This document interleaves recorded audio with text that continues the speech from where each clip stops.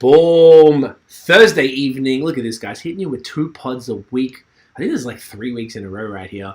I hope everyone is having a fantastic Thursday. It was lovely weather here in Montreal today. Getting there. We're getting towards summer, which is exciting for beer drinkers. So, this evening, ladies and gentlemen, this is a great one. Super excited because I've been meaning to have these guys on for a while. We have had one of them on before if you're in a bit of an OG, long-time listener. Well, not that long ago. It was like 6 months ago. Whatever. It's going to be dope. We've got some great beers. Before we get into anything, let's start the pod. This is 64. All right. What's good, y'all? This is C-Certified Brewhead, and welcome to episode 64 of Beer and Other Shit, the podcast, Adjunct series, Quarantine edition. This evening, we have a very special podcast, because that's really all we do. Special podcast. Before I tell you about who we have this evening, folks, you know what it is. It's time for the sponsor, and to thank Amazing Man, Dr. Nick's Amazing Man stuff, in fact, for sponsoring tonight's episode, mate. These guys are legendary. If you haven't been tuning in, you don't know the deal. I'm going to break it down briefly. These guys are based in Massachusetts. They do beard products for people with beards. They do oils, they do balms, and they do these cool face sanitizer mist stuff, which is super dope. Each week I've been talking about a different product. This week I'm going to mostly focus on this one, which is their balms. This is an interesting thing. I didn't really know much about this. I am not a beard product guy typically, but I received these in January and I used them for about 3 months before agreeing to the partnership because, you know, we don't just do this with just anybody. I want to make sure this was fire. I really like both the people and the products. I like the way that they approach it in the way that craft beer does. It's super ethically sourced, all local. Everything's from the States. All the packaging, even the products, they only use essential oils and not those cheaper fragrance oils, which can sometimes mess with your skin. The essential oils come from Hawaii, and they're blessed by a Reiki master, which I think is funny but cool as shit. The beard balm basically is like a deodorant stick type of thing. And when I was first using it like an idiot because I didn't know what it was, I was just rubbing it on my palms. Like, okay, cool. But you're supposed to apply it directly to the beard. And how did I find out? It says it on the damn label. So the reason I have the beard oil here, which is actually called Beard Beer, and it's an IPA influenced one, or it was brewed fucking hell, man, I do too much beer stuff. It was made to mimic an IPA and in the spirit of Maine Brew Co.'s Lunch IPA, which is a classic, or maybe it's a pale ale. I think it's a pale ale. It has notes of citrus, pine, and hops. It's absolutely glorious. So basically, I have this combination on this evening. So what Nick likes to do, you start with the IPA oil, and then you put the beard balm on top of that, the number 7, which has notes of, what did it say here? Lime zest, citrus fruit, and pine. So like they kind of complement each other, and you can. The good thing about the balm, you put just as much as you need on, and it doesn't take any more. Your beard can only take so much oil, and it just stops working after a while. So it's very, very cool. I'm genuinely a big fan of the products, and of course, if we're mentioning here, we've got a deal for you guys. If you use the code BAOS21, that BAOS21, you get 15% off your order. These bad boys, by the way, are like 20 something bucks each, and normally the essential oils, like they cost, I think he said about $150 to $200 for 1 ounce of the oil. So it's high quality, high grade oils, all blended nicely into this. They actually use the real products. Like they actually put hops in essential oils and let that shit soak and make hop oil. It's crazy. And there's also free shipping over $40 if you order 2 things within North America. And mate, you get free shipping, get 15% off. You're supporting a local company making things. And also one last thing, they're doing a series, or a brewmaster series, where they're collaborating with some of the biggest brewers in the States to create beard oils based on their beer. They're collaborating with Lawson's, Treehouse, Trillium, Vitamin C, a whole bunch in New England. It's super, super cool. Love to see it. So make sure you check them out. Now, note, it is time to bring in these boys. So I discovered these guys about, was it a year ago? I think it was when they were pretty new, maybe not quite a year ago, when they opened. Hence, we're celebrating their first anniversary this evening. I met them through Matt from Vox and Hub. Shouts to Matty. This store, we're talking to two gentlemen who own a store. The store is called La Canette. It is in Villeray, just north of Jean Talon on Saint-Hubert in Montreal. Great neighborhood. Something that was much needed in the area. They have a fantastic store. They're great people, and really, this is why we're all connected. Every time I see the one gentleman that I know already, we're always joking, and we really, really connect on this level. And this is something that we don't really get to talk to people enough about, and talk to people on this side of the industry. So, on that note, we're going to bring in Kevin and Guillaume of La Canette. Boys, make some noise, people. Welcome. Welcome. Great to see you both. Everyone has beards and glasses. We have the uniform. Hey there. Nice. I love it.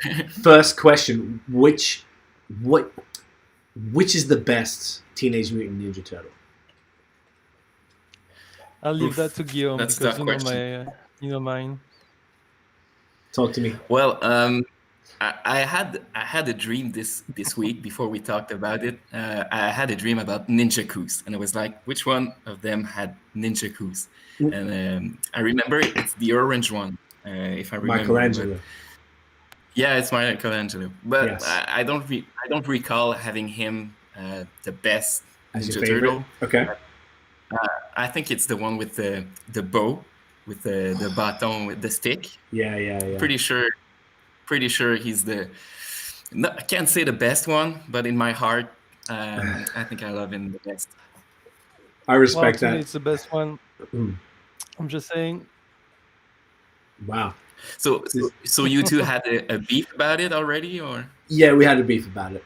And I think it was, I don't remember what everyone else, I think I was in the minority because mine is Leonardo because he's the leader. He runs shit. He's got the swords. He's just chopping dudes up. He was like, boss man, The blue one, right? The blue one. So I don't recall, Kev, who was Matt and Noah? Who were they into? Just for the record here. Yeah, but Noah's Donatello and Matt is Leonardo too. That's what it was. So we were pretty split down the middle. Yeah. So you are the But now- tiebreaker, Guillaume. I don't know. And do you know what the problem is? Pillinator says easy Donatello. Oh yeah, that's it. Oh no. That's it. I'm getting out here. Okay, well, we're severely outnumbered, but we'll see if we can convince you by the end of the episode. So, Yeah. you both look thirsty. I'm thirsty. Now, you guys actually curated what we're drinking tonight. These are all beers that are sold in the store. Some of your faves across multiple styles. And we're going to start with Maltstrom's Pilsner Czeck. Look at that. I haven't had Maltstrom for a hot minute, man. These guys are so damn good. Mm-hmm. I love it. Yeah. This one particularly. Yes. This one is tasteful. It's very good. Yes, I'm excited to try it. So tell us, do you guys know much about this beer? It's what I call a bière de soif. Okay. Bière de soif, which is just a real good get through. I think it's a great starter. Yes. It's Yeah, it's only 5%. I imagine this is Michael from Maltstrom. I think he was a part of the Quebec alumni of the Czech Republic. So many people from Montreal specifically and from Quebec did trips to the Czech Republic over the last couple of years. I think it was from 2019, maybe even 2018, and we've seen it like an influx of amazing pilsners and Czech style beers because of this trip that people have been taking, and I'm so happy they all did it. I don't know why all of a sudden everybody decided to go to the damn Czech Republic, but hey, I ain't complaining. Yeah, maybe people there are tired of big AZs, so they need a break. Hey, it's probably true. All the Czechs, they're just drinking hazies like crazy out there. I don't know, man. No? Maybe they're just stick it up to what they know. Yeah, and that's fair. That's what they're doing. Well, first of all, boys, cheers. Get in here. Cheers, man. cheers. Gorgeous. Great. Nice and malty, grassy, a little earthy, a little bitter, a little dry, refreshing, balanced. I feel like the head kind of went down a little quick, but I don't know, these wider rimmed glasses, it's harder to keep it up. Mm-hmm. It's really good. Yeah, this is fantastic. We got a couple quick comments from Pilonada. He said, "No love for my boy Raphael." Yeah, man. Raphael's getting no love. That was my brother's favorite one, if that helps. And he's a part of BAOS. Raphael sucks, man. Look at these little shitty weapons, little What were they called? Katanas or something? These little sword katana things. and his personality. No, sucks. Sai. A Yeah. Sai. It was Pete. called. Pizza cutters, or I don't Pizza know. cutters. Pizza cutter, yeah. So ain't nobody messing with that. He's also saying, listen to your podcast with Maltstrom, Michael and Laura like 5 times. Such a funny app. Yeah, they're good people, man. They were doing really well. I know they both weren't feeling comfortable in English, so they held me down. Mm-hmm. They represented. So I'm glad you chose these guys. I've been a big fan. Like all of their beers are lagered and stuff. So great choice, man. Nice little SARS up in here. Woof, love it. Oh yeah. So on that note, maybe what we'll do, let's get into your both of your individual beer histories. How did you both get into beer? How did you connect? And then we'll lead into how the store came about, because I'm super interested. Yeah, well, we met like 12 years ago, something like that, through Guillaume's brother, Okay. and we're gaming a lot in their parent basement. Okay. And like it started like this with like really cheap beers, and then parties, and then we decided to go through the microbrew ones, but it was maybe in 2010 something. So it was really weird and far away experience from now. Yeah. Totally different. And yeah, man, like we used to drink like specific beers that now we look at it and we're like, oh no, I'm not drinking that. And No chance. It depends. yeah, it's a bit some like the remain. Raphael beers, and now we drink the Donatello beers. That's actually a good reference. Well done. Could be Ninja Turtles the whole time. Keep going. Sorry. Yeah, go ahead, Kev. Oh yeah, I was mostly done. I did my Tortue Ninja jokes. I'm good. You're good. Oh, Yeah, but I yeah, can. we yeah, go man. I was going on with the reference. Kev became like the splinter. Splinter of the operation. Yeah, the splinter of beers, or I think he kind of showed me a way about the craft beers and all, because I think I was the best normie beer guy at that time with the university and just drinking the normal stuff. And I just happened to learn about beers from the way and from the travels I made. I was lucky enough to go in Germany like 1 month, Nice. in Jaus Hostel and stuff like that. Just this walking from beer garden to another. I think that was a tipping point to how beer are made, and how I can discover about them here in Quebec. Because after that, Kevin and I are just going like road tripping around Quebec, around specific breweries in the province, and then every brewery is like a specific experience. Just to get there, do a walking around, a little hiking in the mountains, and finishing up the day with a brewery. So I think in the past years before COVID, this was our main experience. Right. So then, did either of you guys work in the in the beer industry before this at all, or were you like, was it all sort of like a, this was the real first time actually being a part of the industry? Yeah, I had a bit of experience in another depanneur, but like for 4 months. And this is really what we understood. We understood that it was really possible for us with our knowledge to do something different, and that it was doable mostly, and we would have fun by doing so. And But yeah, just 4 months experience and like maybe 10 years drinking craft beers. So I think it Mm-hmm. counts. That counts. That makes it all worthwhile. Yeah, go on, bro. Sorry. Oh, it's fine. I was Oh, going to say we kind of looked at the beer store from what they have that is good and it is not good, what their relationship to the client is, and stuff that we could take it and just make our own experience. In my part, it's my first time in this world. It's amazing from the last year, from what I've learned about it, and yeah, it's great. My part is mostly in the structure of the company, I would say. I'm not like mainly on the floor or giving tips, but yeah, I do. I try and I learn about it. I love it. That's dope. So then, where did the idea come about to have a store? Like, what inspired you to think that, hey, we want to do something different and do it our way?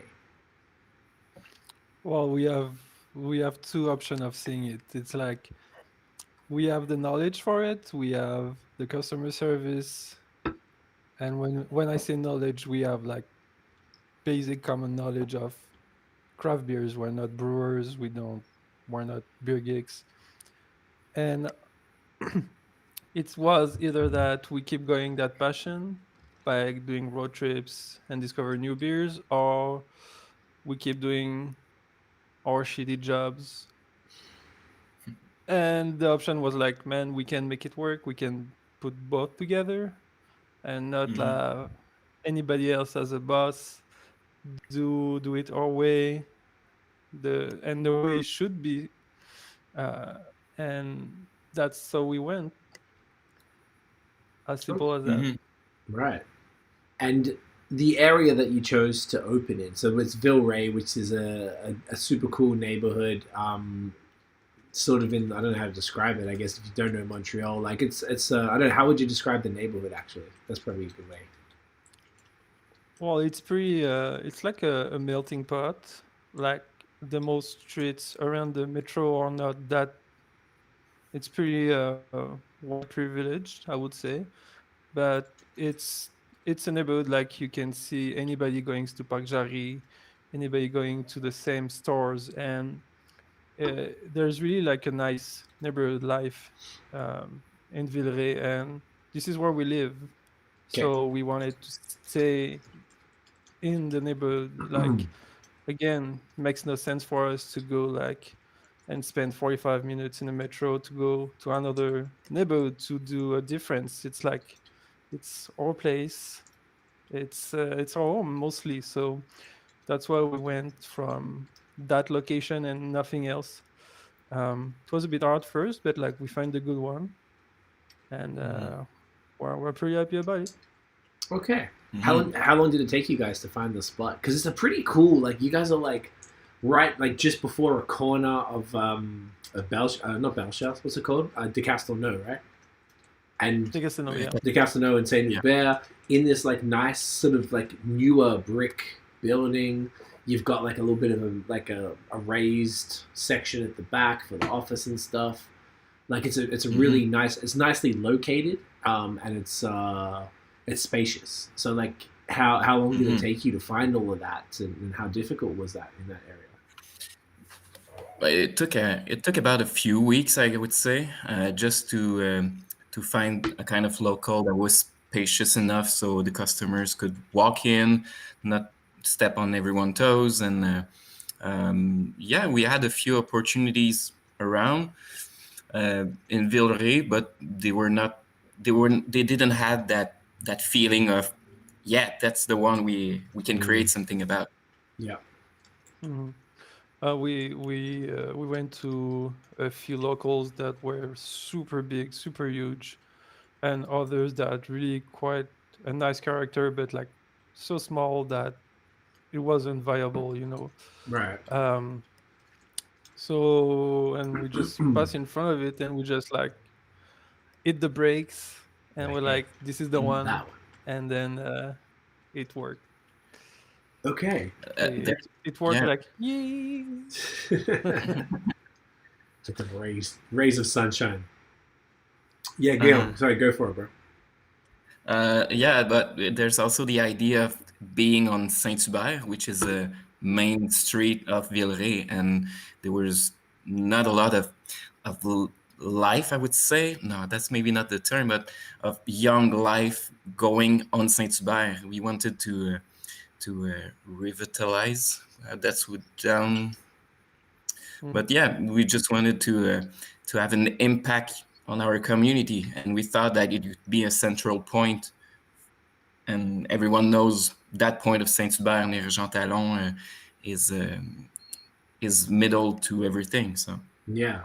And I guess there was no, I mean, that makes so much sense. And I guess there's not really a lot of beer focused in that sort of area, right? There wasn't like no other depths around. Like, there's a bit of a beer desert for like quality craft beer. Is that, They used to have one on Saint-Hubert and Beaubien, and if the thing is, okay. there's a lot of depanneur in Villeray, and which is good. But on the other hand, everybody walks in that neighborhood. So if you want to go to that's where we're located, if we weren't there, you would have to walk 20-25 minutes to go to another one. Mm, And and in real life, 20-25 minutes to get a beer, it's not what people do. So we really look at it because we liked a lot Bière. Um, and we want it to be like as far as mm, possible, to mm, not be in the legs, at the same time to have our own space of I would say operation, but our own neighborhood for us, and so that was really important too. And there was nothing, mostly you needed to walk 20-25 minutes.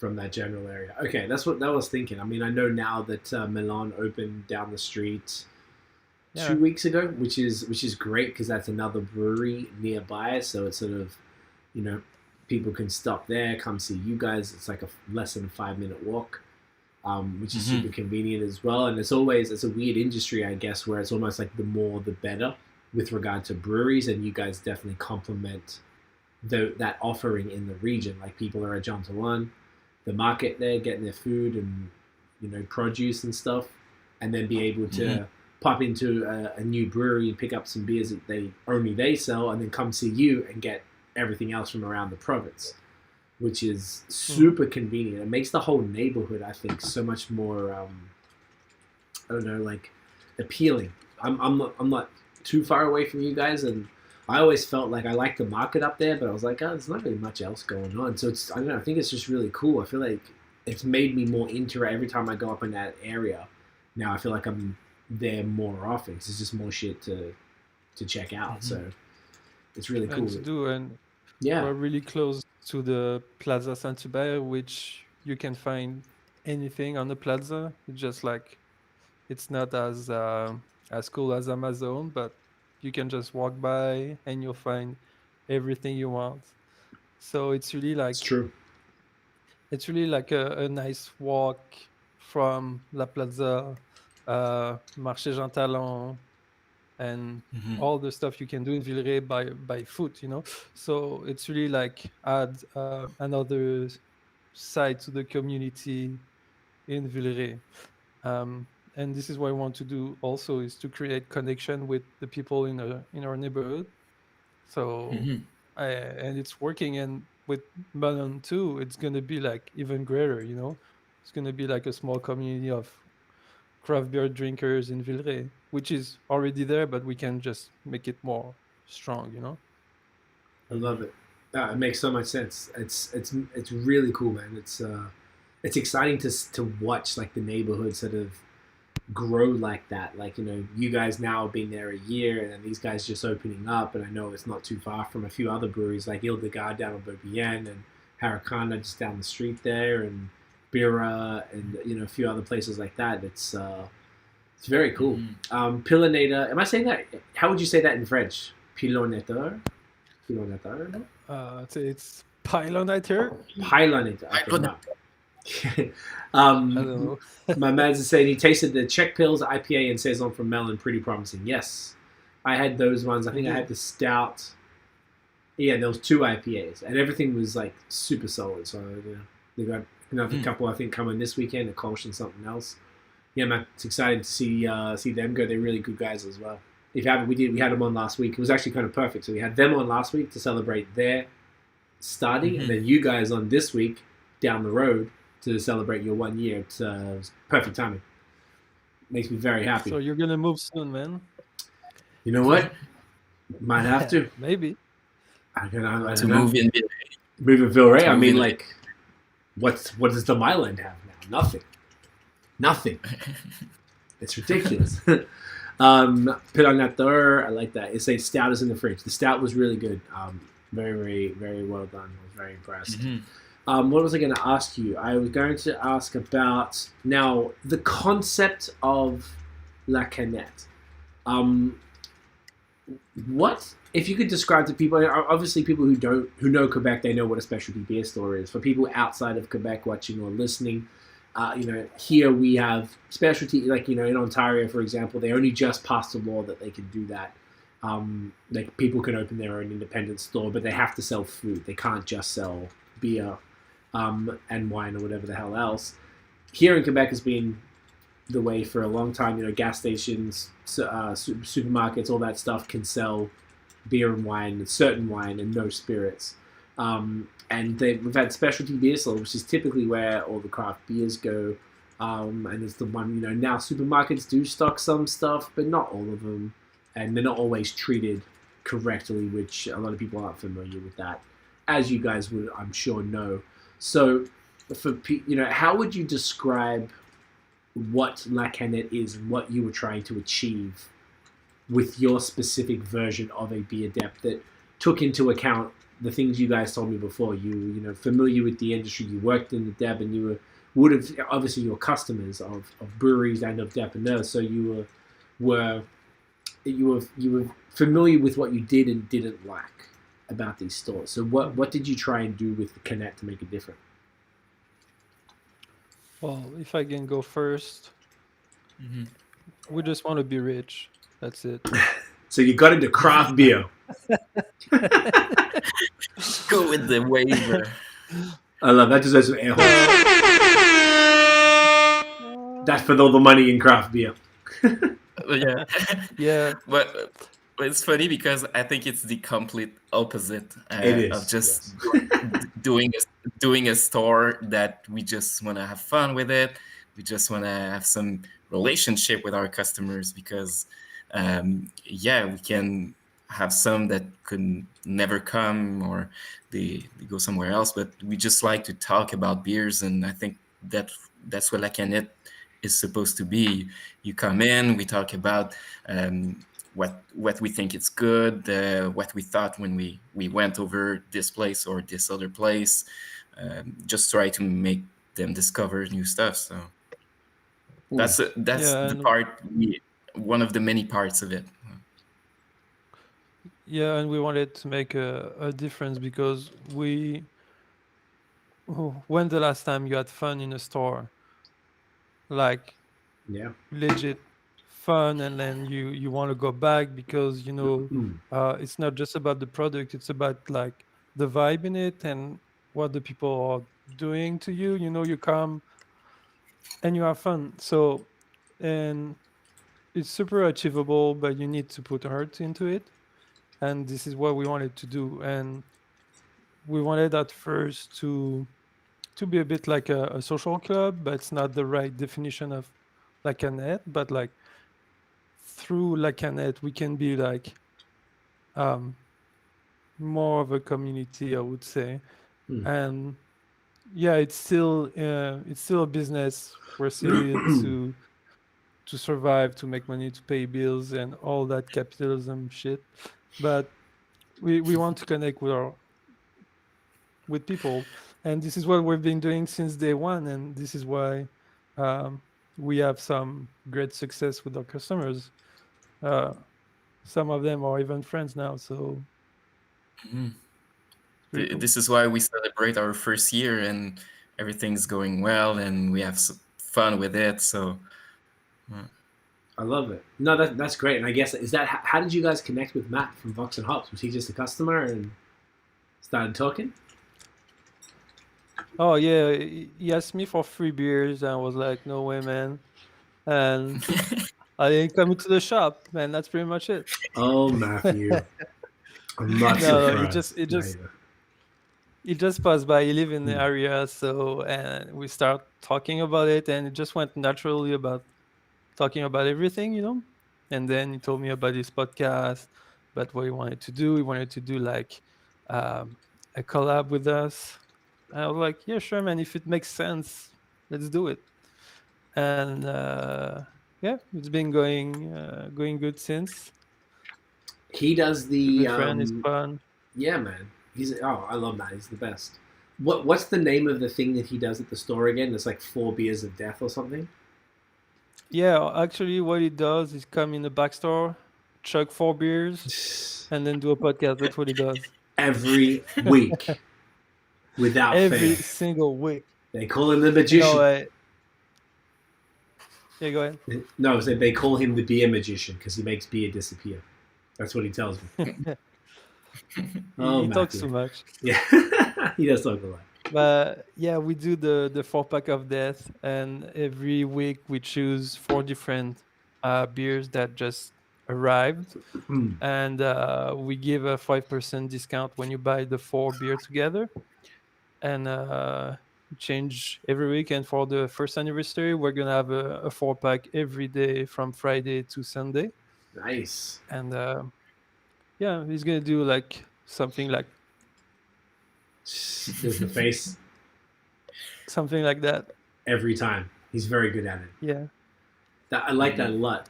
That's a cool concept with just picking the beers and stuff, and he's got a great following, so it's like it's a logical, collaboration for you guys as well, and for him to be able to do that each week, and very cool. I love it. It does, and we have also like customers that comes when Matt enters the store and goes back like, oh, is this the Vox and Hop guys? I'm like, yeah, you can talk to him, man. Yeah, he's chill. He's cool. It's really fun. Every time Yeah. he gets me.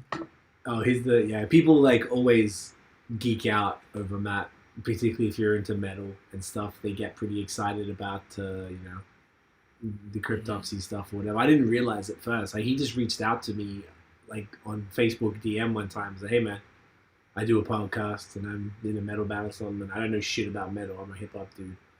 I was like, "Oh, this guy seems cool." So we just talked, and he was like, "Yo, come on my podcast." We met up at Brewski and we had a beer, and like he was just mad cool. We got along immediately. I was like, and ever since then we've been trying to do as much stuff together as possible. So I was really glad that he told us about you and what he's been doing there. When I say us, I mean the rest of the beer. Noah from Beerism, and the Red Nathan from Nathan Does Beer, Chris from Hops and Bros, all the other beer media nerds that we all kick it with. And he spoke super highly of you guys and what you're doing. And I can't remember, we came down, I think it was when we did the blind taste test, probably around that time, wasn't it? Mm-hmm. Yeah, I think it was around that.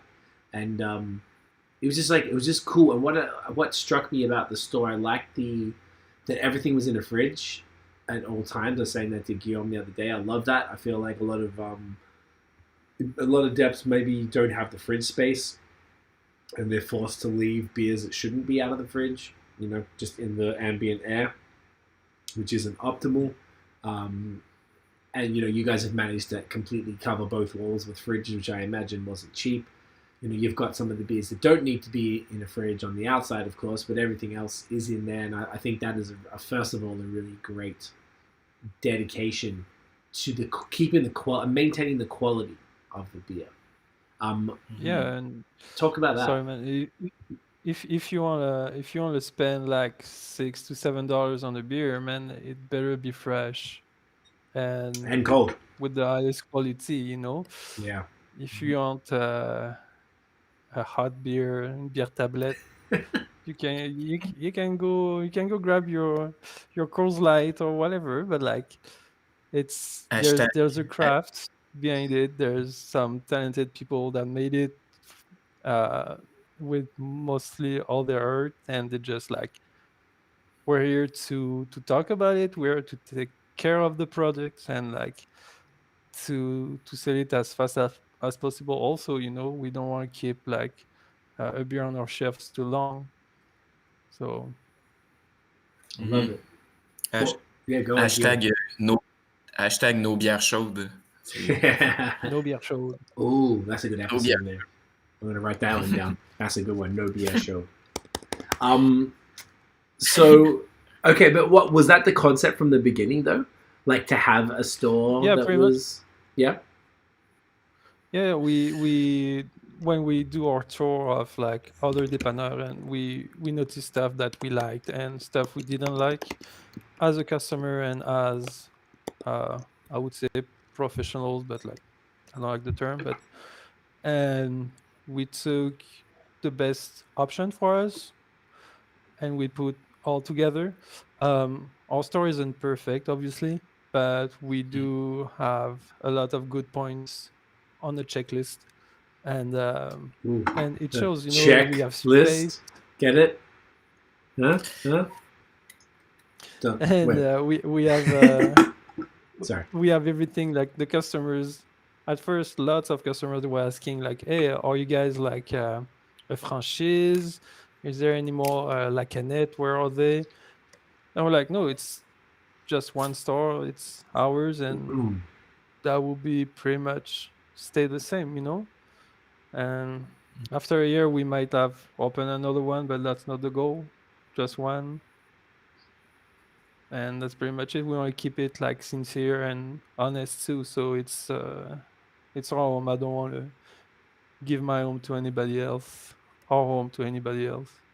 No, that makes sense. So like the we'll talk about that after. Okay, no, that was super cool. So I like that you've got that dedication to the beer, and I felt that as soon as I walked in, and I even like the way that you've got the fridges on either side, and in the middle there's a whole bunch of like local produce. Well, not produce is the wrong word. Snacks to go with beer. You had the vegan honey, which was super cool from what was the name of that company again? I'm sorry. It's a Bumble Bloom. Yes, super cool. All local like chips and stuff. I think do you have like meats and cheeses as well, or no? Am I No, we don't. nothing like that, right? Okay, I'm trying to picture it.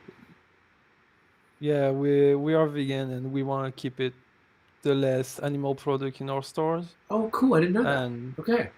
yeah, and it kind of stretched the image of a dépanneur de bière because mostly this is where you get like your charcuterie, your cheese and everything. But like Yeah. we can put these products on our floor, but this is not who we are and this is not what we want to do. So it's simply no saucisson. And That makes sense. I did not know that. Okay, cool, what man. other kind So of tell me about the other so when products. you came into the store, you didn't notice it because you were looking at something else, and your mind were like blowing or like, oh, this is cool, this is cool, this is cool. So you didn't have to look at the cheese or the meat.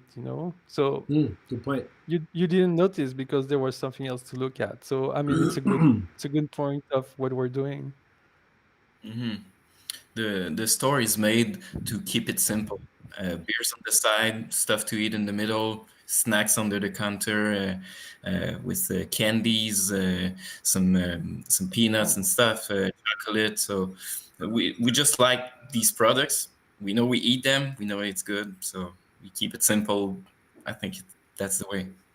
I like it because it reflects who you guys are, and I think that's important in whatever you do, right? So that's very cool. I'm learning stuff.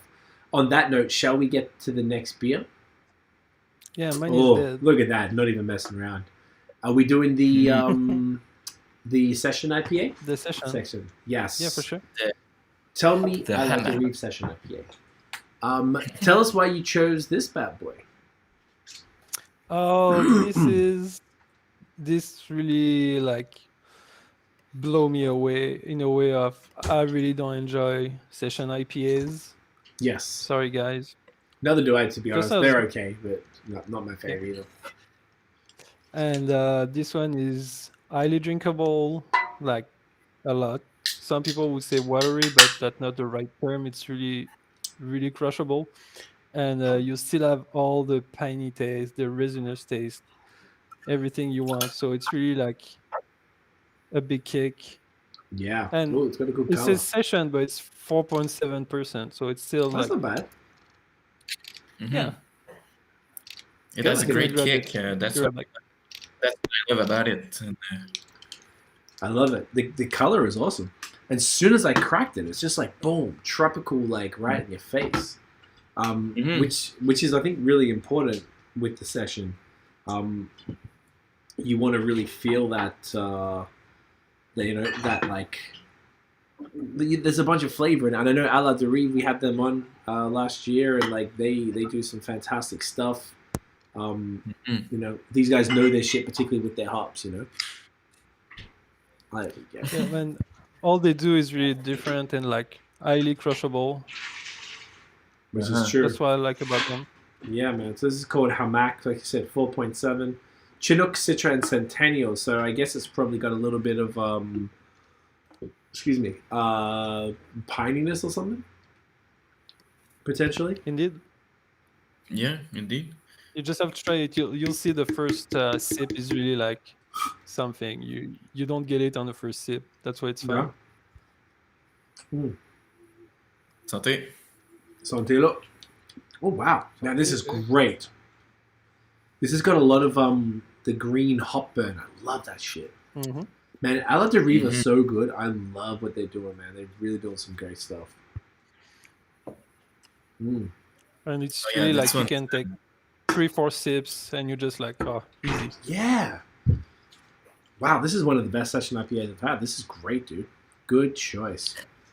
Have you been there too? It's a great place. I haven't. No, I had them on the podcast, but I haven't been there. I haven't been any. I guess they opened. Oh no, they opened before the pandemic, but like only a few months before. I think is that correct? I think it's almost 2 years now. Yes. Nearly. It was in the middle of summer before. It was like that. Okay. In 2019. They have the cool place on the water, right? Yep. Yeah. That's why I remember them. It's because of the place, because of the taste that was good. It's à la Derive, which is located in Gatineau. No, I know they had fusion between the cities there, but the big a good part of Gatineau, and it's really cool to get there. Yeah, and I guess it's pretty close to like Saint-Guy and Baron. Gallicus, Bar Canada and stuff. So Gatineau is a special place right now, eh? Great things happening up there. Yeah, this is phenomenal. Great choice, man. So as far as like tell us something about the depanneur world. Like, how does it work? How do you source the beer? For people who don't know, like I think this is super interesting. Like one of our most viewed videos is this random video we did in Colorado with a sales rep, a beer sales rep, and he broke down how he did his job, and it's super interesting because I think maybe people who are looking to be a beer sales rep would have found that video, but I think just as many people don't know really how it works, at least in Quebec, for a depanneur. So you open a depanneur, where do you start? How do you get the beer? How do you get in touch with people? Like, what does that look like?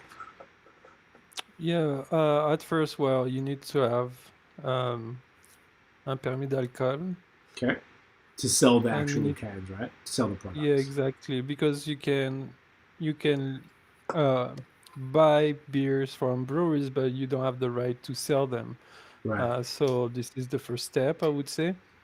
But without being too into details, like you need to take contact with the breweries. So most of them, usually you just send an email and you just say like, hey, this is what we did. We always explain like we went into road trips, went to your brewery, we like this one and this one, we'd like to do business with you.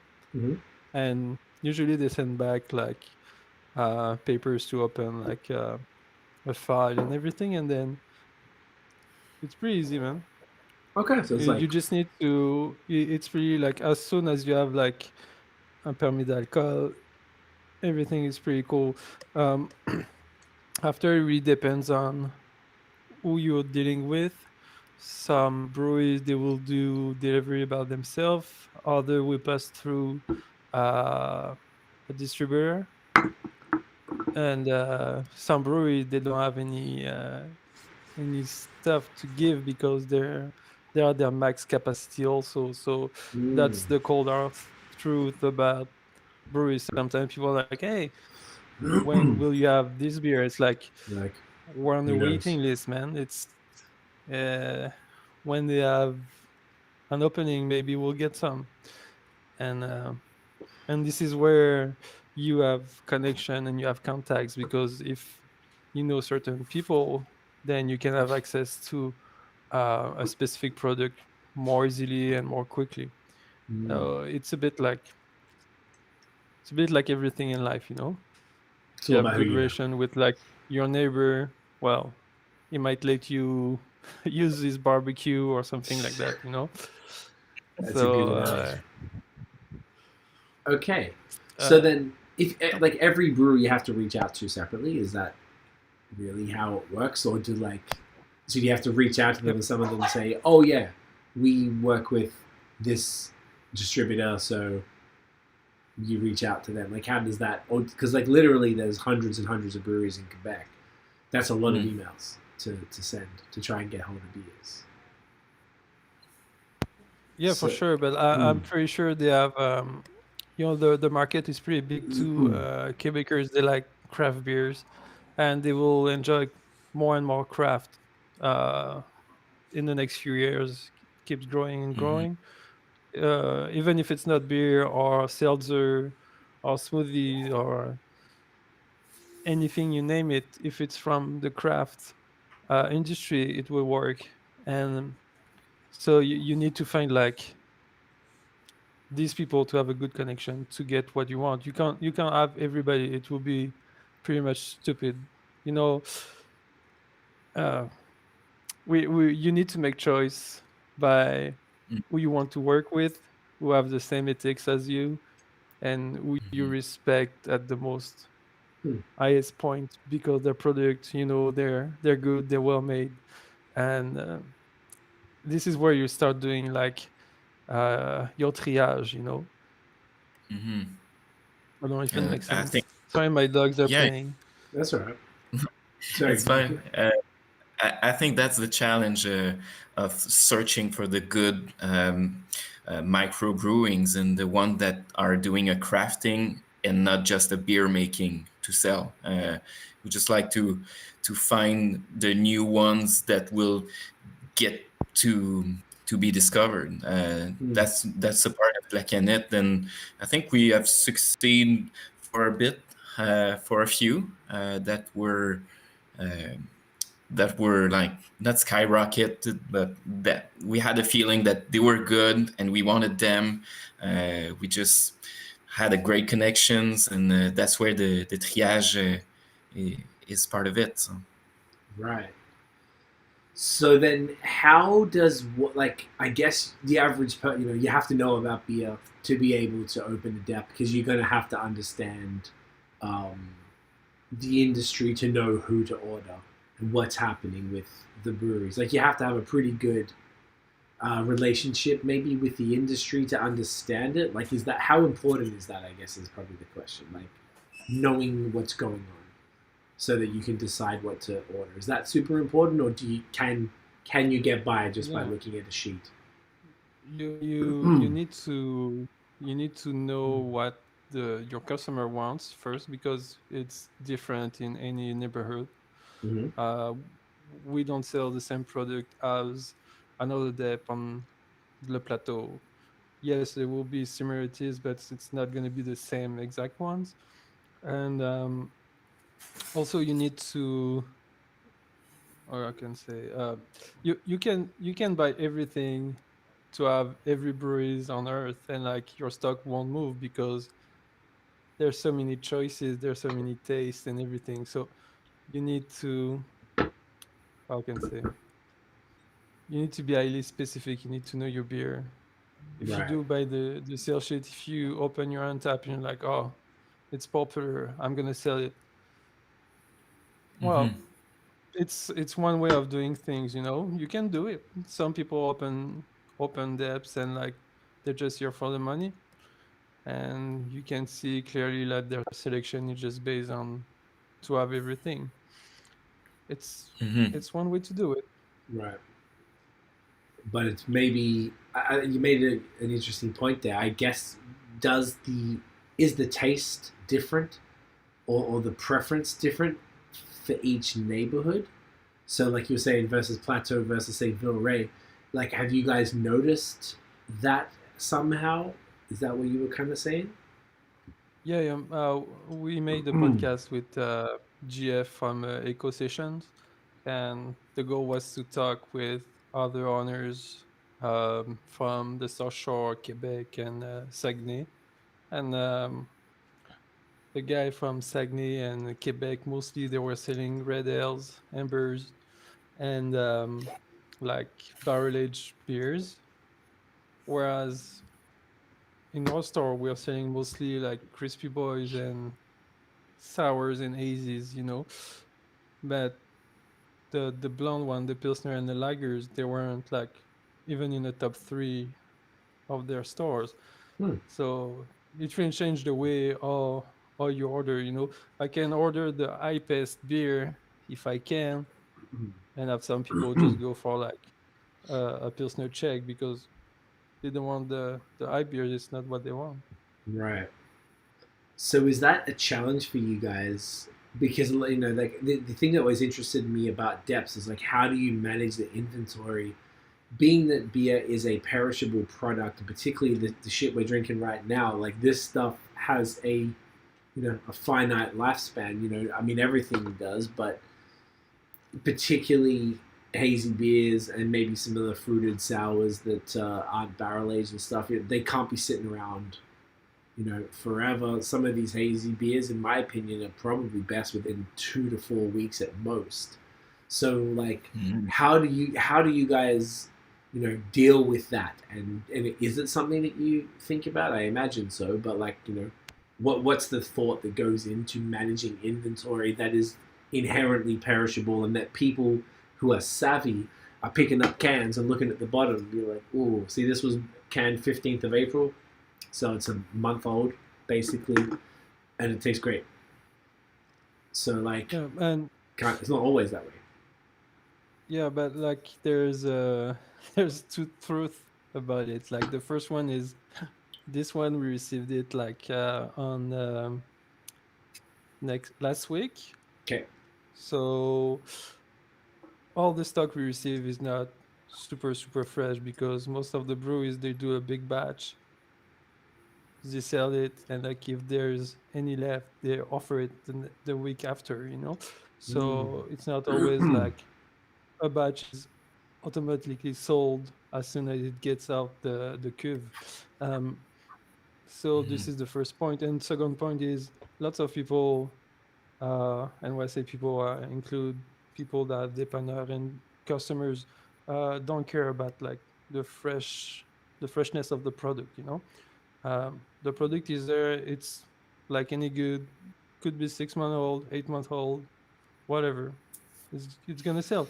And another point too, some breweries they know that they have product that have been long on the tablet on the shelves, but like, well, they need to go and do their round and say like, oh, this product is a bit old, let me give you a credit for it. Some are doing it, but most of them they don't because they're too busy somewhere, and it's legit. But like, it's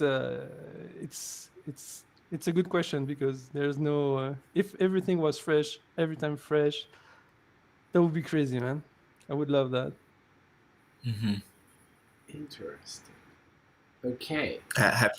Have you noticed that some beer stores that have their cans of beer tanned with the sun, that are like in the windows, in the up front window, and they're like the sun beaming up on them? Or have you Yeah. noticed some of them? Maybe it doesn't happen anymore. I haven't checked, but I kind of have a memory about it, and Mhm. I that can shocked think of me. yeah. Ugh, And So you said some that's the people they're worst. looking at the date, and like it's really good to do that, but on the same end, if it's in a fridge, it's gonna grow older less quickly than on a shelf, and That's true. and that's why it's a bit hard to say like fresh products are the best. It's like obviously it is, but sometimes some IPAs are better 3 weeks after canning. Hmm. Uh, it's a really hard question, It but is. we do Yeah. we do try to have like the freshest, obviously, but like sometimes it's not the case. I could have like not an old batch, but a batch that has been canned like 3 weeks ago and is labeled as a new product. So it happens because between the time it's been canned, sent to a distributor, um, taking care of the distributor, then sent back to the depanneur, it could take some weeks. Yeah. Guillaume, you were gonna say before? Nope, I No. lost my idea. No. Um, Well, I I love was that going. you. No, please go.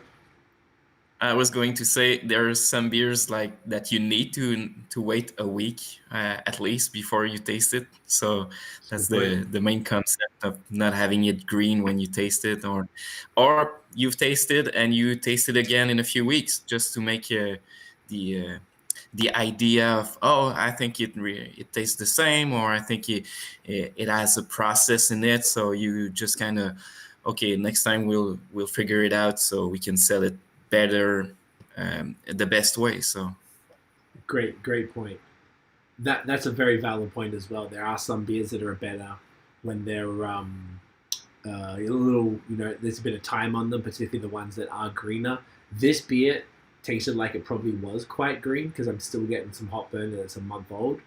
And I think those beers age really well for an IPA, for a New England IPA. Like this, I would not have believed you if you said this was a month old, for sure. And I Yeah, feel like I have a it's been in the very fridge too. it's been in the fridge the whole time. It was cold when Guillaume gave it to me. I put it right in the fridge, so it was cold the whole time. But I think the fact that it was green, the fridge is, you're 100% right. I think it's so important. I think you guys doing that is a very large service to the industry that you're doing that. So thank you for that. I think it's fantastic. I think it goes up to the individual palates. Um, Hmm. of the drinker. Like I don't like malty, sticky New England IPAs. I want them to be like this, bright and fresh and chalky and dry and like you know. mhm. I don't want them to be that when they start to sink and the color comes in and it's like starts to get there like the little sunrise thing happening at the top. Like I just don't like that. Some people don't care, but I don't like that. So for me, I'm very to be honest though, if I'm going to be fair, I haven't noticed it much in Quebec. Whenever I go to Ontario and go to say the LCBO, ooh, I see some terrible. I'm talking 6 month old IPAs, and yeah, maybe they're in the fridge, but they're 6 months old, man. Like it's pretty Yeah, ridiculous. for And sure. I've told some of the breweries, and they are pissed about it, and they're not happy, and they have less control over this larger government store than a independent specialty retailer. So it's Yeah, a for sure. And it's a also like if they would have to check every I know that place too. If we and if the breweries were about to go and check every retailer and say like, okay, this batch is not good after that time and everything, that would take them a new employee full time, maybe two, to just check after a product. So it's more about yeah. like the people that are buying the product to make sure they have the right amount, they have not too many, they have just enough. And what's fun about it is like we have breweries that are really creative and really really good at like having new releases. So if we miss a product, if we sold out a product, it's okay. Next week we're gonna have a new one, or maybe we can have like another one from another brewery, and the cycle goes again. So we have fresh product on small batches, and this is how we try to keep the product as fresh as possible. And Mhm. what by doing so, you won't find a beer that's been 6 months old in a store, and like the brewers, the brewery itself won't have to come back to our store and saying like, yeah, this one is old, let me create it for you. Or a customer that drinks it is like, well, it's not fresh at all. No breweries want to have a customer that drinks a beer that is not fresh. No. It's bad for them. It's bad for me. It's bad for everybody. It's much cheaper for them to replace the beer than to lose that customer. Yeah. Sorry, Guillaume. Yeah, sorry. I was going to add or just give some flowers to Kevin because it's our birthday tomorrow. Kevin is the magician of the inventory. Every day it's about what product is getting older, what product is good, what product.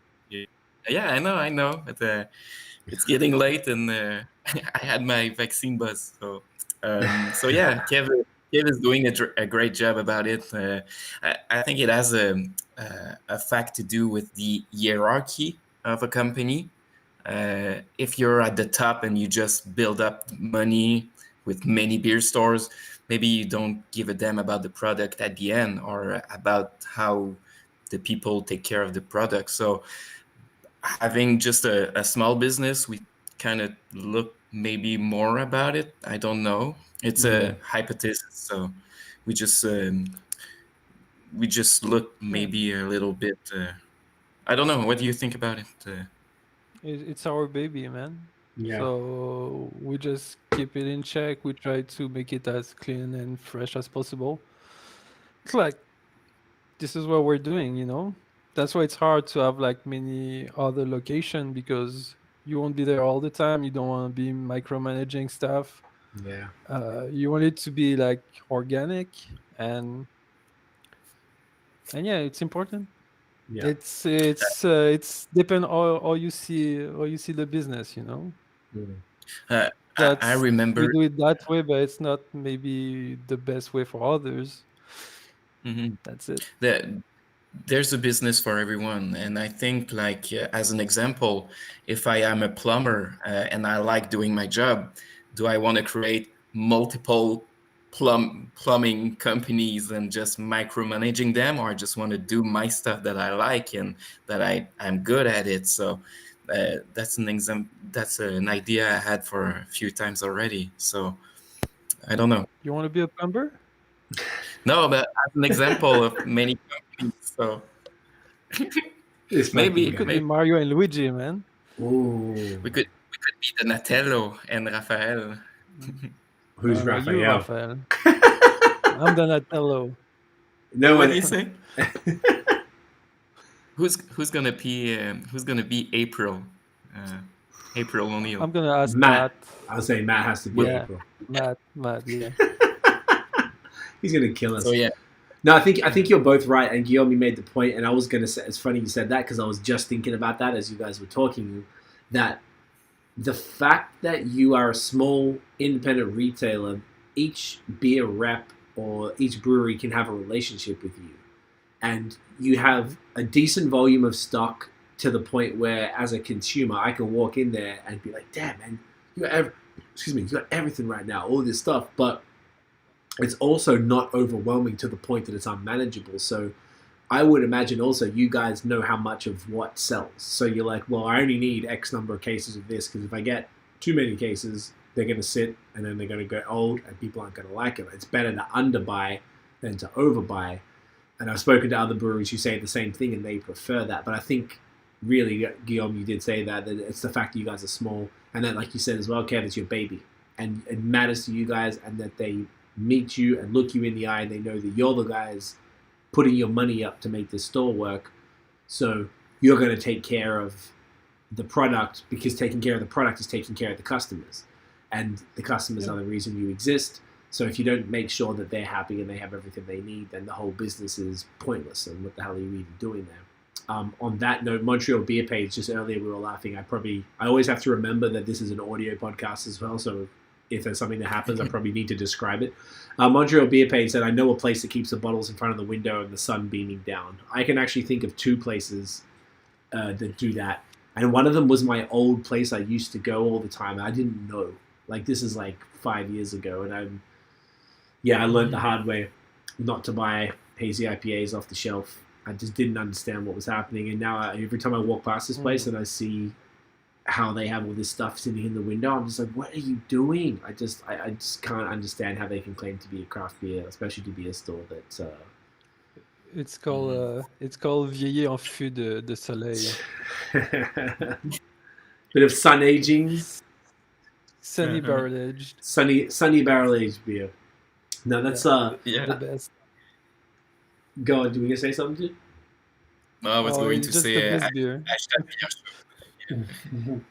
La bière chaude. No beer show. That's the episode name for sure. Yeah, no, it's really cool that that you guys are doing it like that, and I think that that's the best way to manage this whole situation as far as the inventory.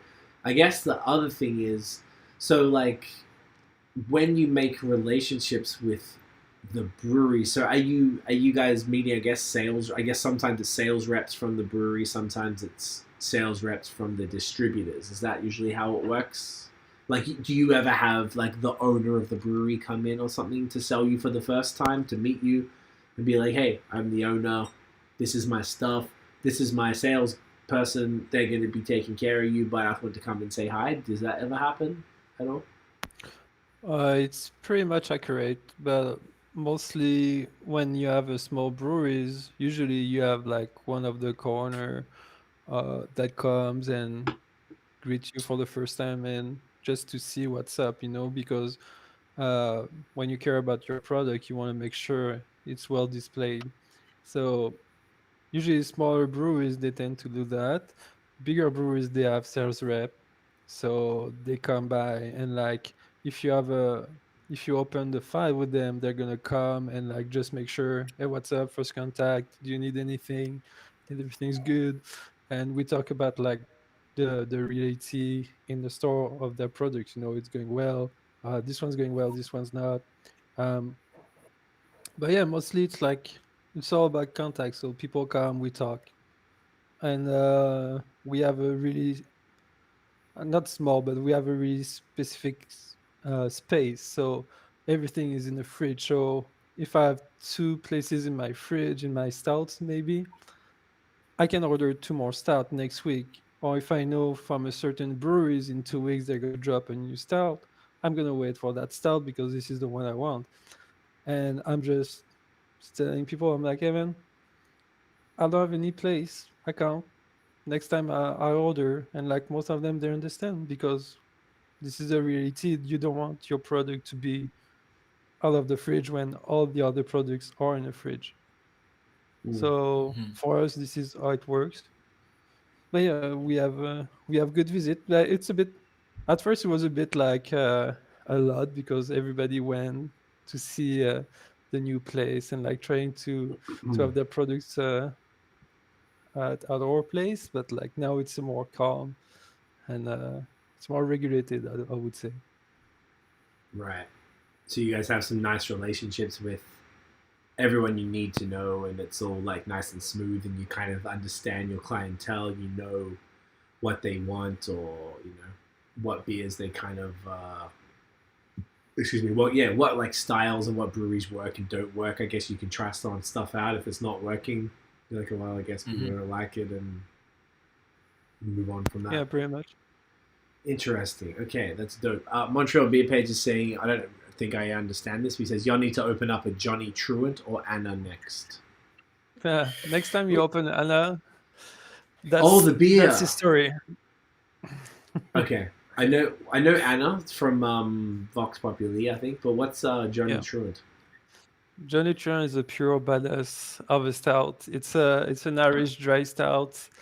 There's been I think it's been barrel aged, but they put like some of the herbs in the Jägermeister. That's cool. It's really cool, and like it's hard. It's hard. It's a bomb. Yeah, it's a bomb. You take one. You take one, it's good. You can take two if you want, but you'll see like the moon, and you'll talk to the spirits. I think that's the cover of the Canette, if I remember. There's like a dream catcher on it or something like. Yeah, you can see the spirits with it. That's amazing. Who brews it? It's Avant-Garde. We can do shenanigans with it. Okay, what's that? Right. It's a really good one. Yeah. And about the Anna is a typical. I'm having a bad day. You check one, and then the bad day is over. So That day's gone. It's gone. well, it's a relief. It's uh, we have It's a it. 11% It's good. relief. Mhm. It's all you can ask There's for. a specific. I Yeah. think there's a specific moment for the Johnny Truant or the Anna. It's not like the everyday beer, but you get to find your way with it. I like Mhm. that. Well, Montreal Beer Or Page, not. we're doing or not. We're doing a chill kind of thing tonight because the boys have a big day tomorrow with the first anniversary. On that note, I know we haven't really finished this one completely, but should we move on to the next one, being that we're trying to keep it moving? Oh, you Well, have. I did, man. Well, let's move on. Could you please get the IPA, which is the next one? So tell us about this one, man. The next one. Next one, which is the Ogunquit 3000. It's a New England IPA from La Barberie. Such It's a great a really brewery. good one. Yeah, really great. I discovered it this year. I really fell in love with a lot of their products. So it's gonna have a juicy, hoppy style with it. It's Nice. pretty smooth from what I remember. Little taste of grapefruit, maybe passion fruit. Well, it's a good juicy one. I love it. I'm excited. We went down there in August for the. Oh, I'd been there before a long time, but when the COVID cases were basically none, we went down to Quebec Mhm. City and visited them again. I was so impressed. Oh, do you want to just take it? Mhm. By their new stuff was just like so good in comparison to the. I mean, the old stuff was like fine, but the new stuff was like woof. Oh, their fruited stuff, their haze was just. I was super impressed. I love what's happening in Quebec City. What's the It's awesome. yeah? Kevin, why did you choose? I guess you chose all these beers, right? Yep. Why did you choose this one? Because on the trend we have for AZ IPAs, most of them are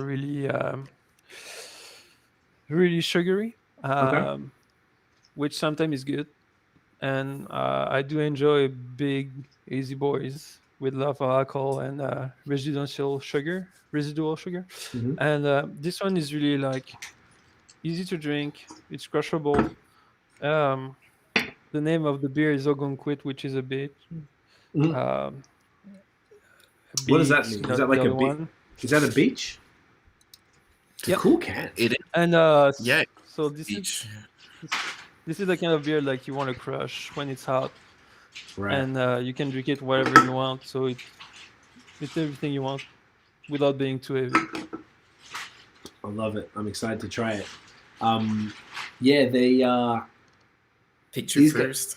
picture first. You know the drill. Got to get it while there's some head there. There you go.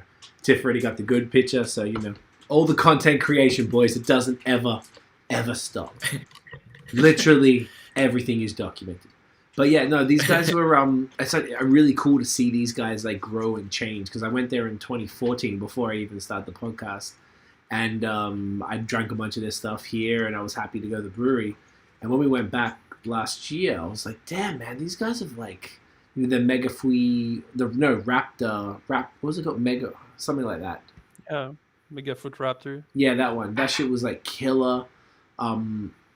You know the just all of their stuff. And they what else did they give me? They gave me this other like hazy IPA, and I was just like, God damn, this is not the brewery I remember.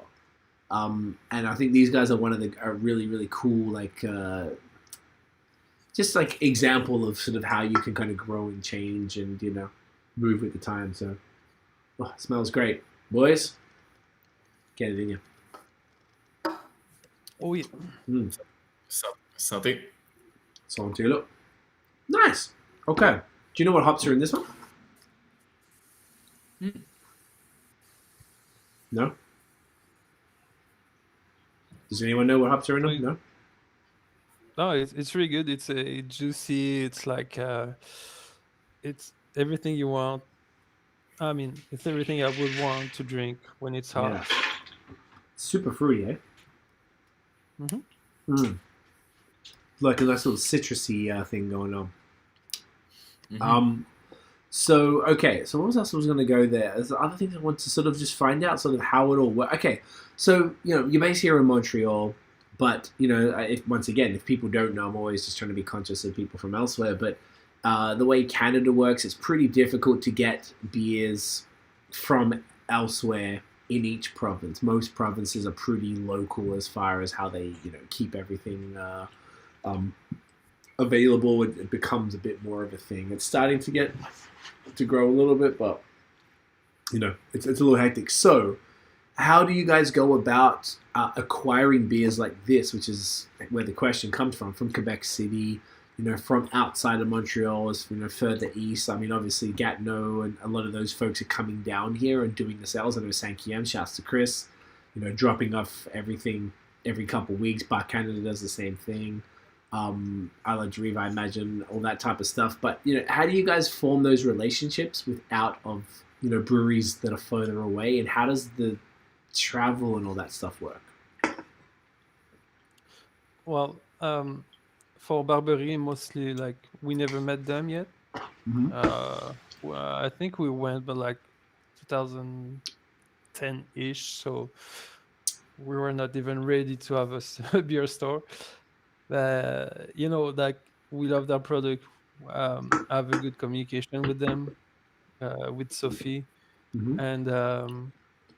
and it's once we can go there, it's gonna this communication, this partnership will go higher because we Mhm. really like what they're doing, and it's fresh, it's complex, and they keep on the hype of the New Englands, the Mm-hmm. milkshake IPAs, everything, and like they do it their own way, which is like which we like actually. It's not this one doesn't taste like all the New Englands you can find. No. So, Mhm. but yet it's a good example because we don't have like a personal relationship with them yet, Okay. whereas we can have with other breweries. I mean, I Mhm. guess And so it's a little harder then. yeah, but like even if from Quebec, it's easy. Most of the distributor goes by, they take the stock, go back to their warehouse, and distribute them after. So this one is like see, it's 9 of 9 of April. It's about the same as the other one. Mhm. Which is funny Received it because 2 weeks ago. yeah, about Quebec and microbreweries. Last summer, we did a lot of how do you say aller-retour, just back and forth to Quebec about every 2-3 weeks to go get some beers from another brewery. So we were there. We couldn't. I mean, our schedule was tight, so it's we missed them by a little, just to get To the go visit. contact with them. Yeah, but instead, if we went to another place, we just had the connection with the one of the brewers, or if you remember, Kev, about Quebec, or about another one which is in the south, which is Livingstone. Oh Just yeah, getting Trevor. there. Yeah, Trevor, which is a nice guy. We like his stuff. At the beginning, we were just going there to get his stuff, so we were just like getting the opportunity to have his great beers. So yeah. So Mhm. then, why do you physically have to go there to pick it up, or you guys were just traveling to Quebec City? Uh, Most depends on smaller breweries like Livingstone. We need to go there Interesting. sometimes, but Trevor did one time he delivers, but most of the time you need to go there when you need stock. Interesting. Same from let's say Noctem. For a long time, you had to go to Quebec to pick it up. Now they're going through a distributor now, so it's easier. But at the same time, when we order stock, it's not coming the same week. It's coming the week after. But if we go there in person, we can have it like right away. So um, Mm. it's another So game. we It depends on you want to create a hype or not by having the last one. of their beers, you know. Yo, that's actually really smart. Like, if you bother to go there, like do that, like you said, the 3 hour return, go there and back, go up to Quebec City, and it could be worth it as a spot in Montreal. I didn't even think about that. Like, if you Well, get off your, and you just go get it, then you're the first one to have the beer. And then Yeah, but it like depends. if It if depends. I think you it go depends. further, sorry, who's gonna go first? Fine I about will. Yeah, I will. Because I think it depends.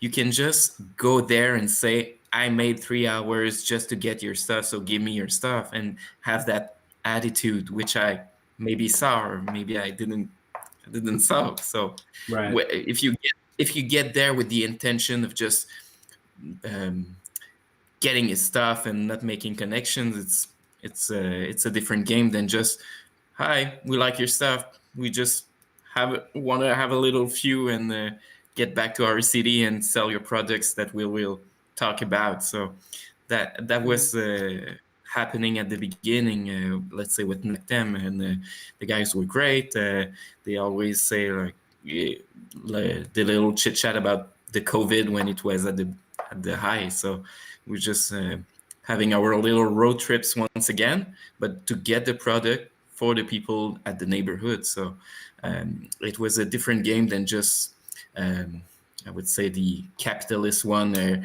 I'll take everything you have and just go back to my place. So that's the difference, I But would say. yeah, there's also one point that you need to make on what you say, Craig. Like that you said you didn't think about it, but like let's say there's a new drop of Noctem tomorrow, and we order some. It's it's verified, so we can go grab it. If we go grab it, it's like almost 5 hour 30 of drive to Quebec, plus the gas, plus the person driving it. And some people, when they do it, they boost the price of the beer because you have like another cost to the beer, you know. And so you can find like some of the Noctem, but not now anymore. I wish, but before they distribute some, the Suricat could have been at $8, 8.50 when the beer is not 8 or 8.50. But there's a hype. You have it first or in the first person, but like there's a price to it and the customer is paying for it. So that's not cool. Okay, that's a good point as well. I mean, I guess if you don't add those extra costs to the final cost of the beer, it kind of makes it pointless for you guys because then you're losing money to get the beer Or first. yeah, or you can just go there because you know your customers will be happy and not charge for it. I mean, yeah, I guess there's that too. And then when you think, I was about to say the second part of that is if people know that, say, La Canette always has the ex brewery stuff early because you bother to drive those, like you said, 5.5 hours return to do that, and you don't charge extra, they would be like, well, yeah, cool, let me grab the Noctem or whatever, but then while I'm here, let me grab this and this too. So, that loyalty comes in and people will just want to shop with you because you're getting the stuff Yeah, first, you're going out of your way to get it for them, and you're not charging for that privilege. So, I imagine and that would create that. we never charge for what we've been getting because it's like, as Guillaume said, we've been making connection with the people too. So it's like a little chit chat, not 5 à 7, but mostly, and then we go back with the stock. So, but you could easily add those costs to anything, and this is where you need to know what you're doing, because are you doing it because you like it, or are you doing it just to make the big buck? And by doing the big buck, you can do anything. Yeah. I mean, it's a good point, and I imagine that that's a thing. Like, or actually, here's a better question: is there a fixed retail price that each brewery puts on a beer? Like, do they say, "Hey, I'm selling you this for this much, but the final retail price is this much, and you have to charge that, or is that not really a thing? We have like a price from the brewery. Usually it's about like 30% off what they're selling it to us. So it's the cost of the beer plus 30%. It's mostly like the general rule for everything. Some of them they don't put anything because they know we will put like 30% on it.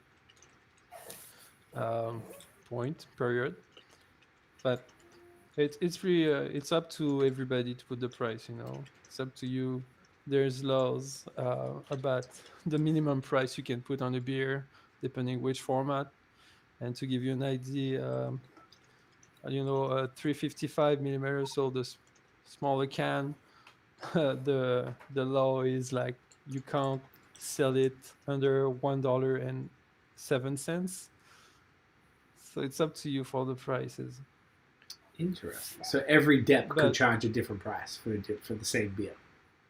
pretty much, but at the same time, if you don't follow the 30%, if you go, let's say, I'm gonna put us in a bad example, okay, because I don't want to dirty anybody, but let's say you go to Virgin Beer, which is the closest to our store, and you see a beer at $6, and you came to our store and the beer is $7.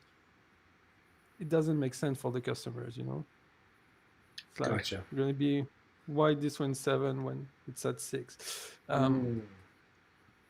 So you need to keep like a good pricing, because first of all, it's beer. Okay. Yes, there's a craft behind it. There's talented people behind it, but still, it's just beer. And it sucks even for us as customers. You go to a place and like you pay $9 for a can, man. It sucks, man. Yeah, it I don't better be want to pay damn good. $9 for, even if the beer is good or not. It's just like, I think it's outrageous to have like such prices.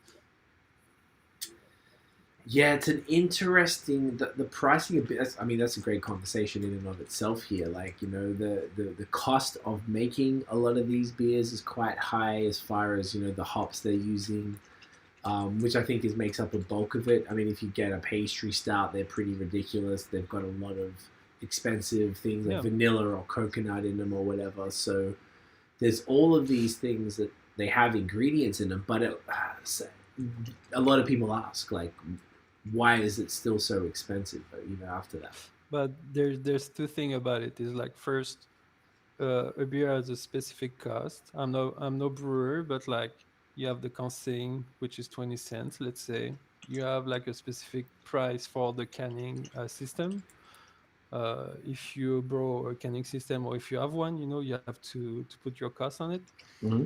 And then after, you have like the time you're using your curve, you have your grain, you have your hops. But most of it, the price, the cost we have for beers, the breweries are making money on that cost. So the price we sell is a double of the cost. Yeah. I might be wrong, but like that's all they can survive by selling us their beers. They can't sell beers at real cost for us. And and as you said, if you have like a double dry up, you have more hops, triple, quadruple hops. And pastry stout, you have all these malts, all these ingredients all these adjuncts you need to put in. But on the other end, you can do seltzer, which costs basically nothing, and put fruit puree in it, and then sell it like at an outrageous price, and like people are still buying it. And that's a problem, Mm. because that should not be the price. And if I may add something about the price, when you pay for something, for the product, it already has calculated the margin for the promotion of it. So when you have Mhm. let's say our store, we would spend $X thousand just in publicity, just to make the product sell. That will count in the final product, and the bigger you get, the bigger you want to get, and the bigger you want to get money out of it. So as staying small, I think as we expect and as we do, we don't spend a lot of money on publicity and marketing. We just want to have the real price that we can get out of it, just so we can survive, have a good life out of it, not getting too much overhyped or over. I'm looking for the Overkill. term, but overkilled about it. So I think if there's a place you see, they're selling that beer a little bit too much. What is it behind?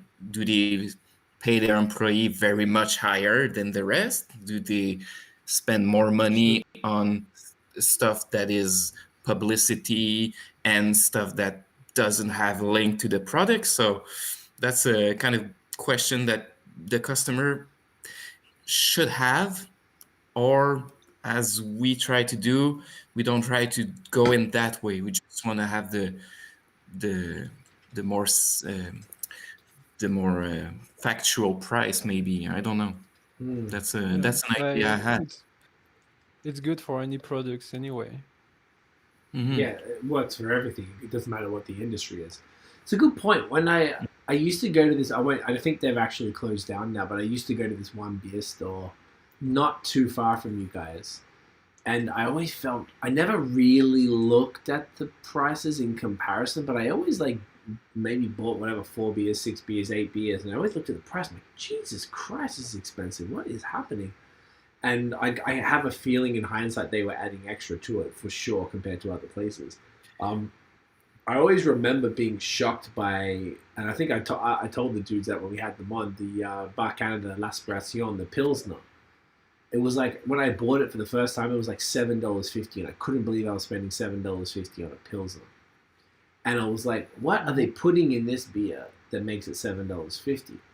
So I don't know if that was but I obviously didn't get it I got it from here, from the store. I didn't get it from there. So I always kind of wondered how that sort of worked, and how much control the retailer had over the actual end price of these beers. So it's good to know that it is up to the individual retailer to put that price on. I have another point that is really interesting, is like when you do an IPA or really OP IPA, yeah, you put more hops, but most of the time it takes 5 to 6 days to make it.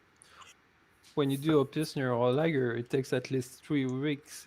3 weeks, and maybe sometimes to let it maturate. I don't know if it's the word for it. So let's say it takes you a week to make one beer, and on the other side you want to make a Pilsner, it takes you a month. Why the Pilsner is still cheaper than the IPA? Because you lose your tank for like 3 more weeks by doing a Pilsner or a Lager. But once again, I don't brew, so I don't know. But if you look at it like that, that's a good question.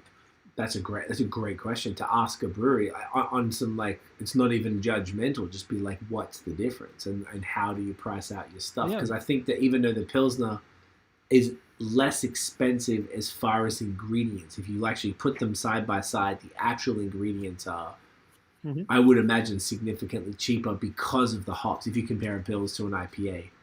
We're doing a collab with a brewery now, and we were looking at they sent me the hop sheet that they're looking at, because we were trying to pick the hops. And I was looking at the prices of, say, the Incognito hops, and it's insane. It's like $600 for the same thing that, say, like a Centennial is like $30 or $40. For, I don't know if it's like a kilo or an ounce or whatever the hell they charge it by, volume, but and I do understand the reason why it is, but it's just these hops aren't cheap. I've seen the price sheets, it's crazy. So, it's an interesting conversation, because even though they got the same, maybe similar amounts of grain, those hops go and make the Pilsner takes 6 weeks, but the IPA takes 2 or 3, but the IPA costs 6-7 times what a Pilsner costs. So why would you be able to charge the same price, $7.50 for a Pilsner, as a hazy IPA that could be $7-8 type of thing? double IPA at least. Yep. It's Good interesting. questions. Yeah. And once again, this is not like even like a judgmental thing for any brewers. I'm just curious. Like I just would wonder what it costs. Like, Yeah. We are curious because you can have like Pilsner with our price at $4.50. mhm. So the price we sell at $4.55, and we have like big IPAs that we need to sell like $7.50, something like this. And breaks my heart to put that kind of price, but like this is The this business. is the price we get. Yeah, we get sold to that price, and we put that 30%, and that's it. Sometimes I'm even going lower because I think it's outrageous to get like that price. But I mean, you know, like, it's it. Well, first of all, that's very noble of you to do that, to really care about the community. I think that with like IPAs, there's a level of understanding from at least the hazy IPA drinking community that, you know, these beers are not cheap. If you're paying less than $6 for a can of hazy IPA, I'm wondering what's happening there. yeah, Yeah, I think I know what's happening. It's the pleasure you get out of the social approbation of paying more than $6-7 out of it. I I think it's a Could factor be, in it. yeah, Could be, probably, but I don't know. It's just another yeah. hypothesis. So. Shit, man. it's true though. If you go in a store and you buy a easy IPA or a New England double IPA, it's like $4 for it. You know something's wrong, as you said, and like you won't be as happy to drink it. So there's a special price that you can go lower. Sometimes we have it happens too. You know, we lower the price, and sometimes we have to put it just a bit, eh, just to make sure the customer is like, oh, this is cheap. But not So too we cheap. put like maybe, yeah. Mhm. So it's like if it's too cheap, the customer won't buy it because it's too cheap. Something's wrong. So we That's an really need to interesting find thing. that balance between the two. Ah. So we'll drink a beer at $4 and the beer's being really good. Or if the drink is $4.50, you're like, oh yeah, cool. No, $4.50 is a good price. It's a good cheap beers. Eh, that's actually a fantastic point, particularly in the space. It didn't really happen here in Quebec, but I think it was a couple of years ago. There was a big deal in Ontario about like the bucker beer thing, and like, you know, there's like one faction of the market that wants stuff like cheap as shit. They want the cheapest they can get it at, and then the haze people, for example, because they're the easiest ones. You know, we know that these beers are expensive. I think it's more that like if a hazy IPA is $4. You'd be like, what hops are they using in this? Are they even using enough hops? Like, is it even going to taste good? Because, or are they just trying to lose? Like, why would you not charge for the hops that are supposed to be in this beer? Like, most people are pretty aware that hops are hella expensive, particularly if you have like harder to get hops, Nelson and stuff like that, that are, you know, highly sought after and very expensive. So I think that's probably where that comes from. There could be a little element of what you were saying, Guillaume, that people just, oh yeah, man, that's what you do. I always pay $9 a can and stuff. There's probably people like that for sure. I would Or imagine. kind of, But yeah, kind of validation, I would say, out of yeah, it. You get to live because you paid for it, or something like that. But yeah, that certainly could be a thing. As far as the way people approach it, it's a fascinating, weird world, particularly the hazy IPA. And then when you bring the distribution into it, it's even stranger. Because if you go to a place like Brewski or Masorum or something that are known out here for those hazy IPAs, I mean, I think sometimes even at those places for the higher end, you're paying maybe a triple IPA. You might be paying $30 as 4-pack. I don't know what that comes to, $9 something a can, and people pay it because they're like, oh, well, these guys are known for that. They're not going to charge unnecessarily. Like everything seems pretty in line, but then, you know, those breweries don't distribute, so you can't really even compare it. If I mean, Sir John's probably a good example. I don't think they're really overcharging for their stuff from memory. I think their stuff is pretty reasonable. Yeah, we're gonna have and we can go back to the first conversation. We're gonna have some Sir John gonna drop on Saturday, and hopefully will be on their daily routine of delivering us, because they have their new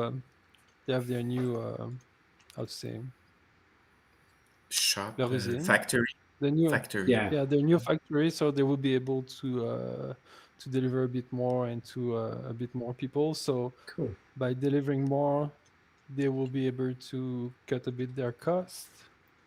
It will be, but still a bit less hype because It's easy to get. more people will have it, Mhm. and the price is not that bad. I mean, I checked it today by doing. I put it in a system, and like we seen worse price, and like I remember when I said like, oh, $8 for a beer, it's oof.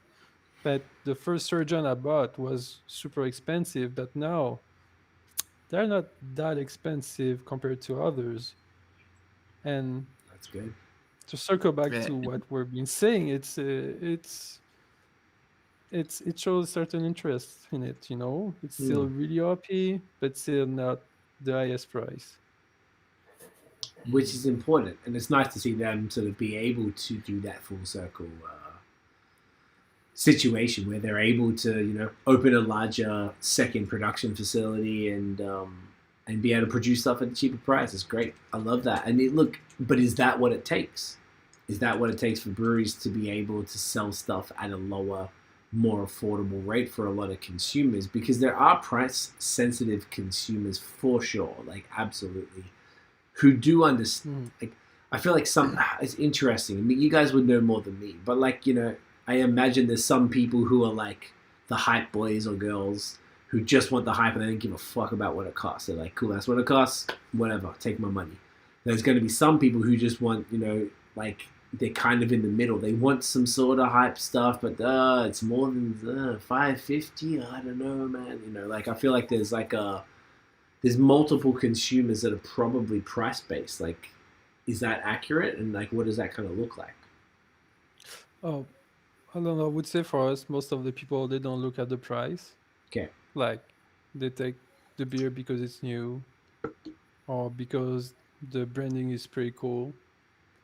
Um, we have also on the other end, we have people that really check out the price and they're like, oh, $6 for a New England IPA, it's too much for me.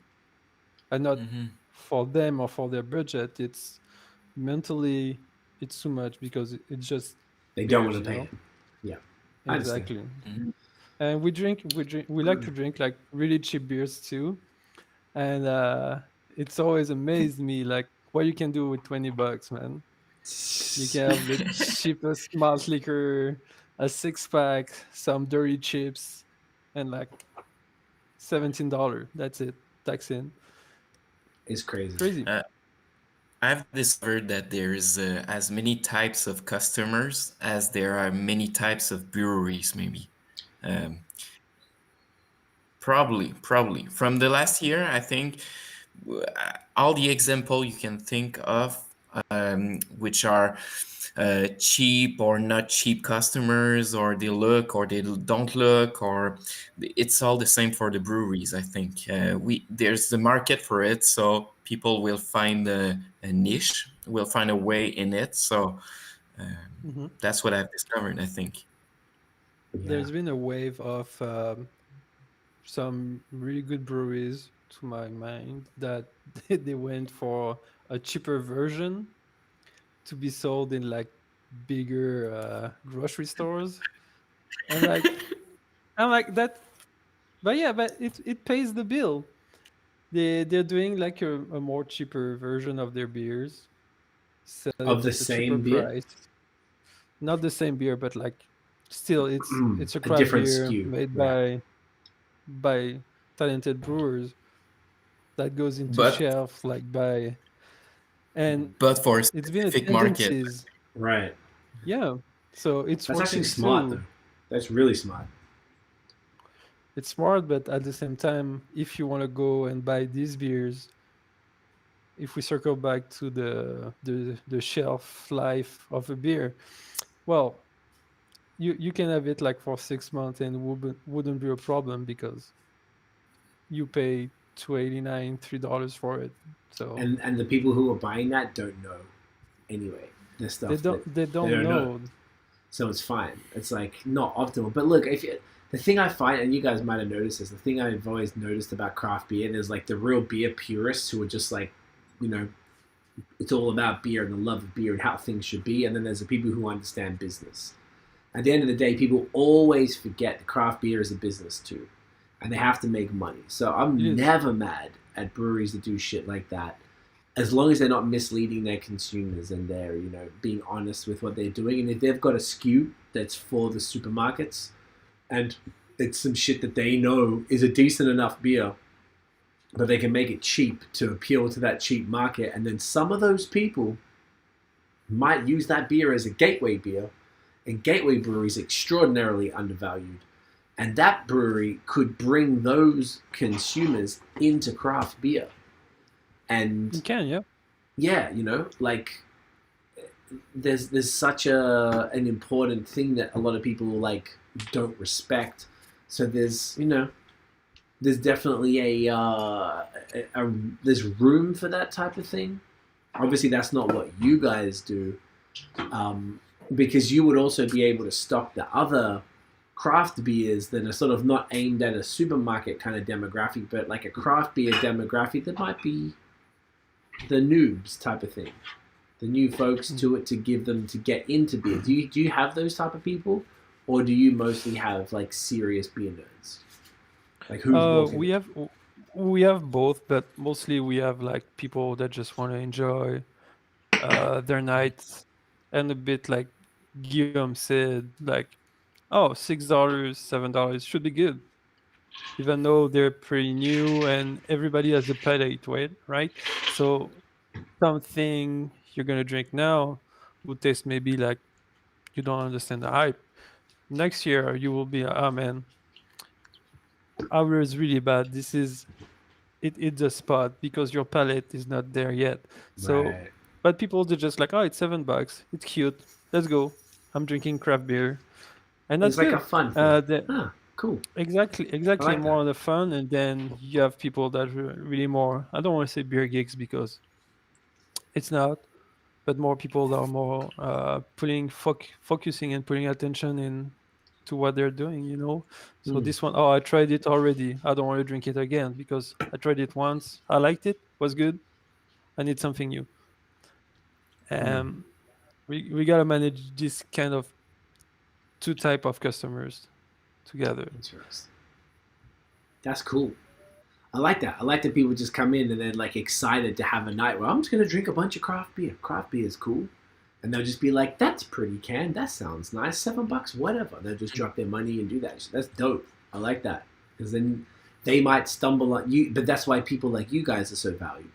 Because someone can come in and they'd be like, you know, I'm not really into craft beer. I want to have a night. I want to drink a bunch of beers. What do you like? Oh, well, and you can talk them through and guide them into choosing the right beers, so that they enjoy them, and then they not only come back to you guys, but they come back to craft, and they just keep, you know, they can come in and be like, all right, I tried these ones. What else should I get? And I know people really like to have a relationship with their depth.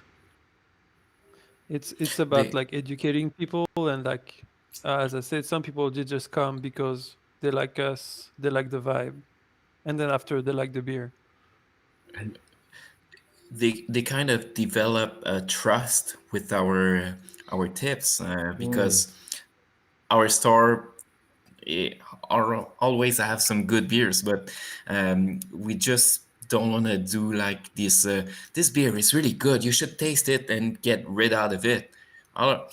Most of that's 100% of our beers are something we taste, something we are proud to sell, and we're just like happy to make it discover. So there's a different 99%.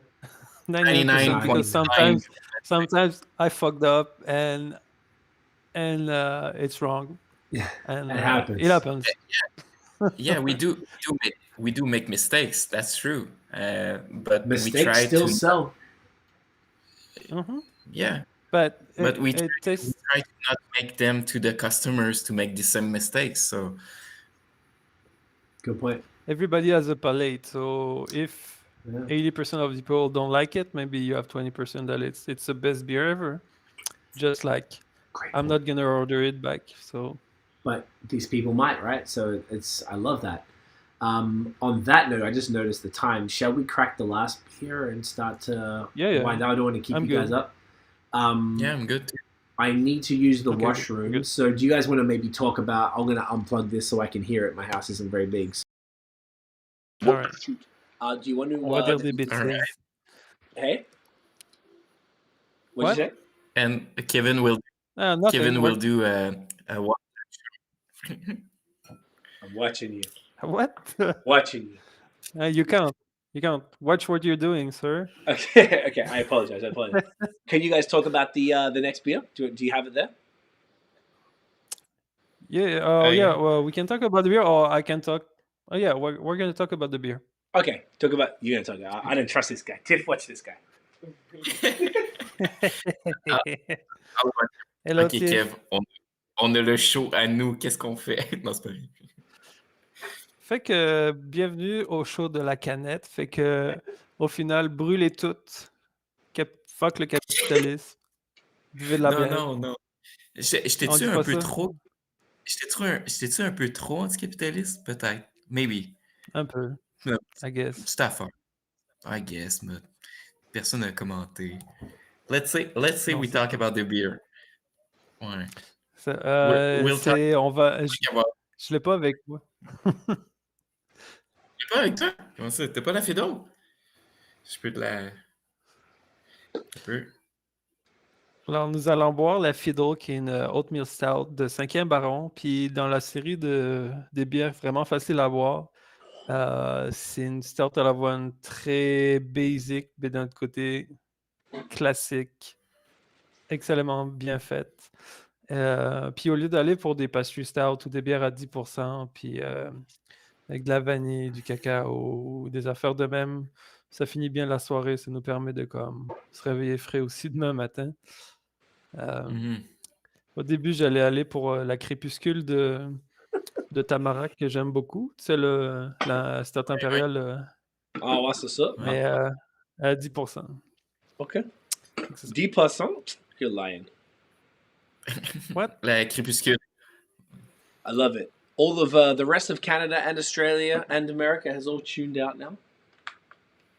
All right. All right. Hi, guys. So, Hey, bonjour. What's this? my time to joking. go I'm grab joking. the beer. We're I'll be back. multicultural here. We're multilingual. You know, we do everything. ¿Hablas español? No, hablo un poquito. Oh, okay. I see. See? Ich spreche ein bisschen Deutsch. Ooh, yeah. Dry Fontaine. That's all I know. Dry Fontaine. So yeah, we talked a little bit about the beer and about our little anti-capitalist views, but I hope it doesn't get in your way or. No, I was completely joking. I love it. It's okay. Hey man, we're in Quebec. You know, we got to represent. Yeah, sure. So I just hope you had a great night. How's your night going? Man, Craig? it has been fantastic. I've been looking forward to having you guys on, man. Like seriously, it's I love hearing the story. I find that like it's super interesting to get a perspective from the industry that isn't the same as you know. We talk to 95% of people we talk to are breweries, right? Which is what this podcast is for. But we really do get a lot of value from you know, from talking to people like you guys to bring a whole other perspective. So I love it. I love hearing what you guys have to say about this. That's why I was, you know, talked to Kevin a bunch. We got to chat the other day, man. But like, it was really cool to, you know, to get this actual industry side of things from you both. So I appreciate you both. We have also Hop Citizen saying, "What up, guys? Got to visit your spot one day." You definitely do, man. It's honestly like I can't even front. It's my favorite store. It's amazing. And Montreal Beer Pay says, Sankeyama killing it. You'll see the drop today. Yes, sir. They did they got their first anniversary coming up next weekend, I think. Or is it this week? No, it's this week. Yeah. Which is awesome. Huge congrats to the team, man. I love those dudes. Would you like the pour shot, or we're doing a pour shot. Tell us why you chose this beer, fellas. This beer, it's pretty easy to drink. Instead of going for, as I said, when you were in the bathroom. Yes, having a great time. Usually you enjoyed? Oh, I loved Did it. you wash your hand? Never, Never? Cool. not once. More adjunct. And Actual slime beer, you know. oh yeah, that's a secret. I was saying, like, instead of having a big pastry stout, vanilla, cocoa, everything you can put in a beer. Mm-hmm. We went for the oatmeal stout. Yes. It's really classic, but it's heavenly made. Yes. Like Sankiem, in And my it's opinion, are the. Sorry, go on. Continue. oh, but it's as an oatmeal stout should be. That's exactly it. I So love it. that's why it's fun. It's 5%, so it's easy to drink at the end. Usually, I tend to like it when I'm eating, but Maybe you can have some peanuts with this. Cheers, boys. Santé. Something. Nice glass. I got the Sankiem glass. You know, can't really see it. Yeah, me too. You got the same one? Oh, you got the nicer one. Oh, you got the newer one. Hey. Mine's got the black more print. than you. They're like, I'm gonna call Jacob right now. How come I don't have mine? Kevin, where's mine? I think Kevin's holding it from you, bro. Out of the store. Have you Left stolen? it out of the store. Oh yeah, that's what they say. Yeah, they all say that. Well, this is great. Okay, I've had this. I haven't had this beer before. This is a great, like, oatmeal stouts are extremely underrated as well. Yeah, man. It's only 5.5%, like you said. Nice and light. None of the crazy stuff that you typically find. Do they have any adjuncts in this at all? I don't think so. It's just straight up and down. Nope. Just yours. Just me. Hub Citizen was like, yes, the Sankiem was today. My bad. Yes, it was. You're correct. He was going to crack a fiddle. Would have been perfect. Went for a Masorum instead. Hey, you have to have the Masorum before the fiddle anyway, bro. You did the right order. This is great. But we can celebrate Cinquième Baron's birthday too. It was today, again, if I remember, which is just nearly as our entering the business there. Yeah. So all you guys all knew is the pandemic. It's all you knew. Yeah, so pretty much same as them. Yeah. I remember too.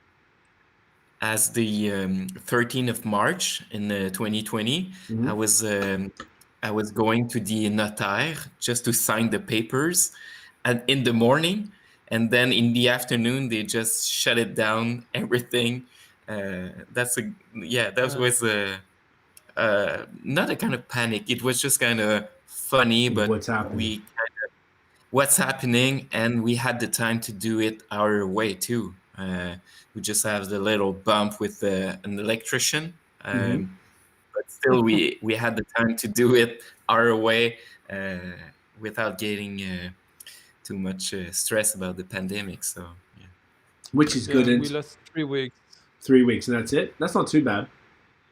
That's not too bad, but it's still 3 weeks lost because somebody doesn't want to come into a store all by himself. So it's a bit shitty. No, you're right. Yeah. And it's a real shame. But one thing that I guess was positive from this is that craft beer overall seems to have only grown and gotten stronger throughout all of this, which is pretty damn cool when you think about it. That it's cool, but like if you're selling more craft beers, you need like breweries to be more efficient, or you need more breweries, And I was talk about that we talk on Messenger the other days. Like, we have lots of new breweries that are here just for the money, and they're not taking care that much about the product, and it needs to be stopped at some point because it's not what you want in the craft beer industry. They're trying to get the beer geeks but being on shelves at the big groceries. And I mean, it's still good because it's craft beer, but it's not. You need to put like I would say a difference between real craft beer and like macro beer, you know. Yeah, that's a And fair point.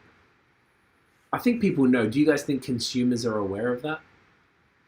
yes and no. So some people, the groceries they have prices because they order in such large quantities that that's massive, um, and they have prices on it so they can sell at lower price. So when you're at IGA, Metro, whatever, it's all at the same space near the cash and the cashiers, let's say. And Right. like it breaks my heart every time I see that. I'm like, oh man, I'm saying this beer that amount because that's the way we do it, and then they say it like $1.50 cheaper. I'm like, we can't live with that. We can't compete with that. And like there's breweries that just are created just to fill up that market. And that sucks. Yeah, I mean, like, there's a couple ways. Once again, what we were saying before, there's a couple ways to look at it. Yes, it sucks that it's not the same thing, for supermarkets and for specialty stores. And obviously, specialty stores are really what's driving the craft beer industry. There's something to be said about breweries that are the gateway breweries, and they're a lot of the ones that were/are in the grocery stores. They're the ones that people like us aren't super interested in any shape or form, but they do play a small role in bringing people into the industry. Because Yeah. what's more important is taking people away from Coors and Bud and all that bullshit and bringing them across to craft. Now, if it's the craft beers that are kind of supermarket-y kind of brands that aren't fantastic by our standards, and maybe then cool, I guess. As long as they start to continue to explore craft beer and they get excited about it, and then at some point the supermarket won't cut it. And they can be like, well, I need a specialty store where I can find more of this stuff.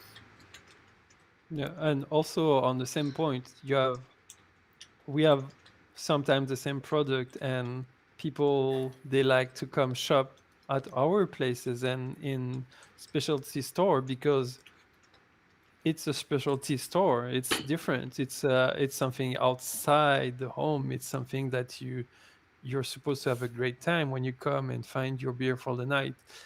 Whereas when you do your groceries, you don't especially want to grab Trois Mousquetaires and put them in your gasket, It's true. So You can. people, I mean, you can. oh yeah, you You can, man. should. If you're smart enough, you should do that. But at Yeah. the same time, you're making you're giving your money to big groceries, man. IGA means International Grocery Alliances. There are IGA in Australia too, But yeah, that's how I knew it. I and couldn't believe it was over here. yo, Blew my that's mind. fucked up.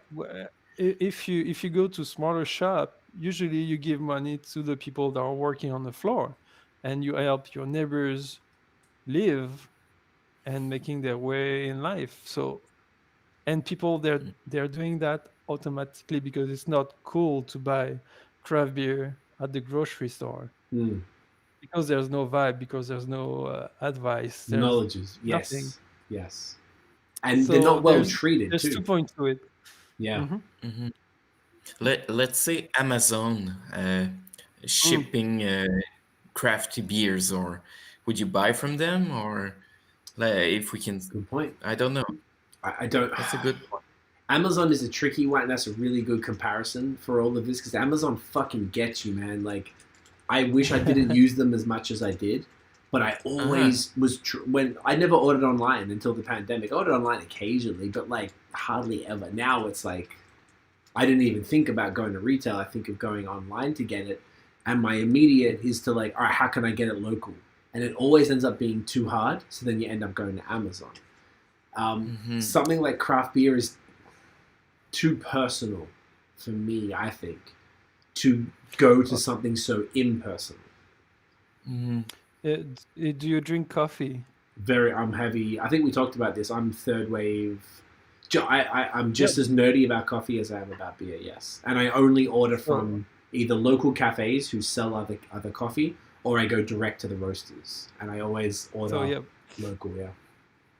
but let's say like you drink coffee, you're gonna go. Let's say you want a cup to go. You want an espresso, corrado, whatever you like, Oatmeal and you like latte. to go. Okay. Yeah, and you go Vegan to left. your specific you go to your specific coffee shop because you like the vibe, you like I do. Yes. everything about it. You like the smells, you like the barista. Uh, they make you drink in front of you. They give you a drink. You drink it. Thank you. Bye bye. But you will never order an espresso online. No. It's Why weird not? because it starts to And feel you're right, and this is you're making your point. Continue. Yeah. Your great point. and that's the whole point with Amazon and with why we're not doing like deliveries and shopping online, because as you say, it's impersonal. If you know exactly what you want, it's fine. If you want to get surprised, it's fine too. But if you want that experience, you can't have it. That's very true. And Yeah, you're right. And that's what Starbucks and all that shit. That shit pisses me off as much as macro beers. I hate it. And we in Myland, the Starbucks they shut it down like a couple months ago. I was so happy because it shouldn't be you know, here. I used to work for Starbucks for 5 years, and like they always said, it struck to me if and the guy said the manager for Quebec, he said like if a company sell coffee online like Amazon, we're done. Hmm. And that's the whole point to it. It's Hmm. like Well, it's like some stuff can be only online and everything. You can find your way, but like hmm. as you said, you would go to that little coffee shop you like, to that Only little yes. My yeah, pushback that's on simple. that would be if the small producers ship. So in Ontario, I can Hmm. order from any brewery. Almost every brewery in the province has an online store. So as a drinker, Mhm. say I'm on Instagram and I'm like, oh, I want to try something from Town Brewery, but I live in London and Town Brewery's in just outside of Toronto. I'd be like, well, I can't get there anytime soon because it's like 3 hours drive. I'm like, well, I'll order them and they'll deliver to me. Like I can get half Oh, hours on Earth that's started cool. the game, right? But you have to know the shit. I ordered like recently my last two orders. The last one was from Nectar in Quebec City, the cafe, and they roast Hmm. to order. So say I ordered on a Thursday, they only roast on like a Tuesday. So both of those bags of coffees were like, I got them within like 2 days of them being roasted, fresh as fuck, and it was perfect. I just got a shipment from Pilot Brewing in Toronto. And Pilot, I know the place. It's literally next door to Left Field Brewery. And I know about Pilot because I know about Left Field. Near my brother. My brother lives like a 5-minute walk from there. So, like, I know that's local. So I always try to keep my coffee orders either from Ontario or Quebec. And I order from Structure or one of those, now Nectar. I've been trying a bit of them, and like I'm just trying to get some local stuff. Or there's my favorite cafe up in here, Cafe in Gamba. They get stuff from all over, so if I order from them, or the Standard, they get my favorite one from San Francisco, which isn't local to here, but I know they get it pretty fresh, and I know the owner. So then she'll tell me, "Hey, we got Ritual. Fuck yeah, let me go get some." So like I think there's a difference between Amazon selling coffee Exactly.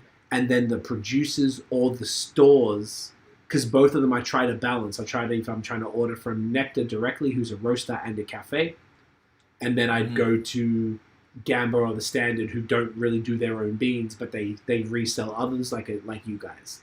So it's like I could order online and order from Masorum, or I can go to La Canette and I can get a bunch of different things.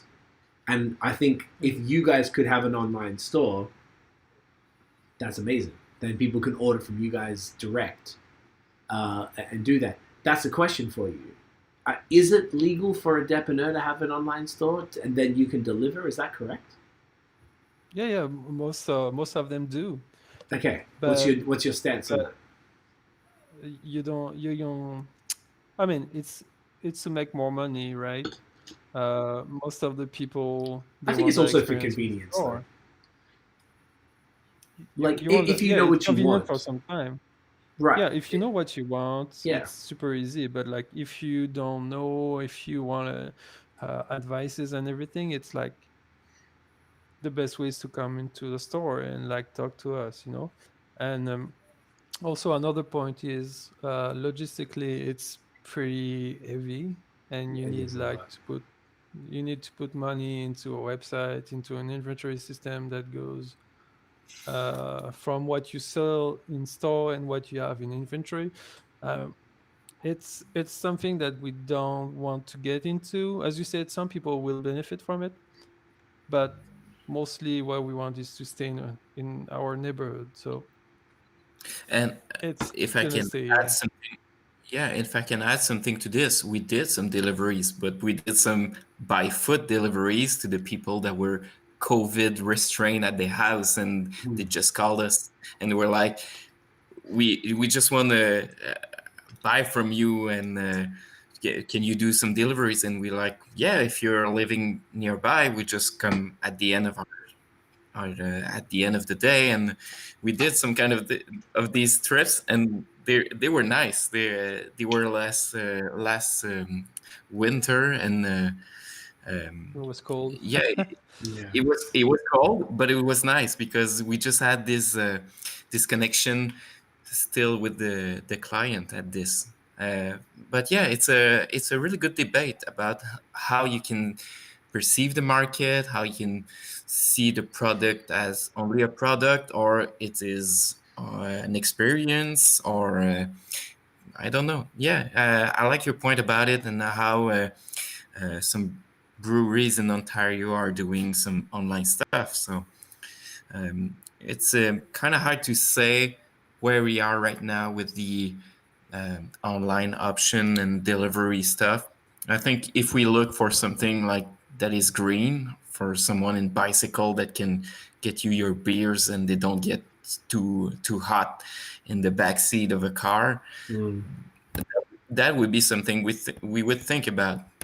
People are asking for it, but um, are they asking for it because it is cool to receive their beers after 8 p.m. and they didn't just want to walk out, or we just like the way that we can talk to them? And if you want a fresh beer, you want it cold, you want it like to the park right away, so just come by and we'll talk about it. So Mm. it's a dilemma. Yeah. Yeah, it's an interesting one, right? Like, and I understand where you're coming from. That the store experience is important to you guys, so that's what you want to maintain. So I completely Pretty much. understand. Yeah, it makes sense. I mean, I think at the very least, I guess, I think it's cool that you can do it if you want to. Whereas, like, say, Yeah, go, that's the whole point to it. yeah.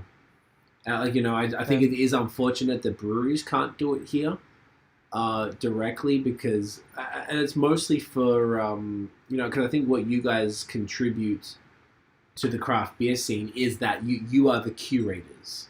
You are curating beers from across the province that you're able to get in one place that's respected, and the product, you can walk in. I don't have to buy a 4-pack. I'm not forced online. Sometimes the online stores, you can't buy anything less than just a 4-pack.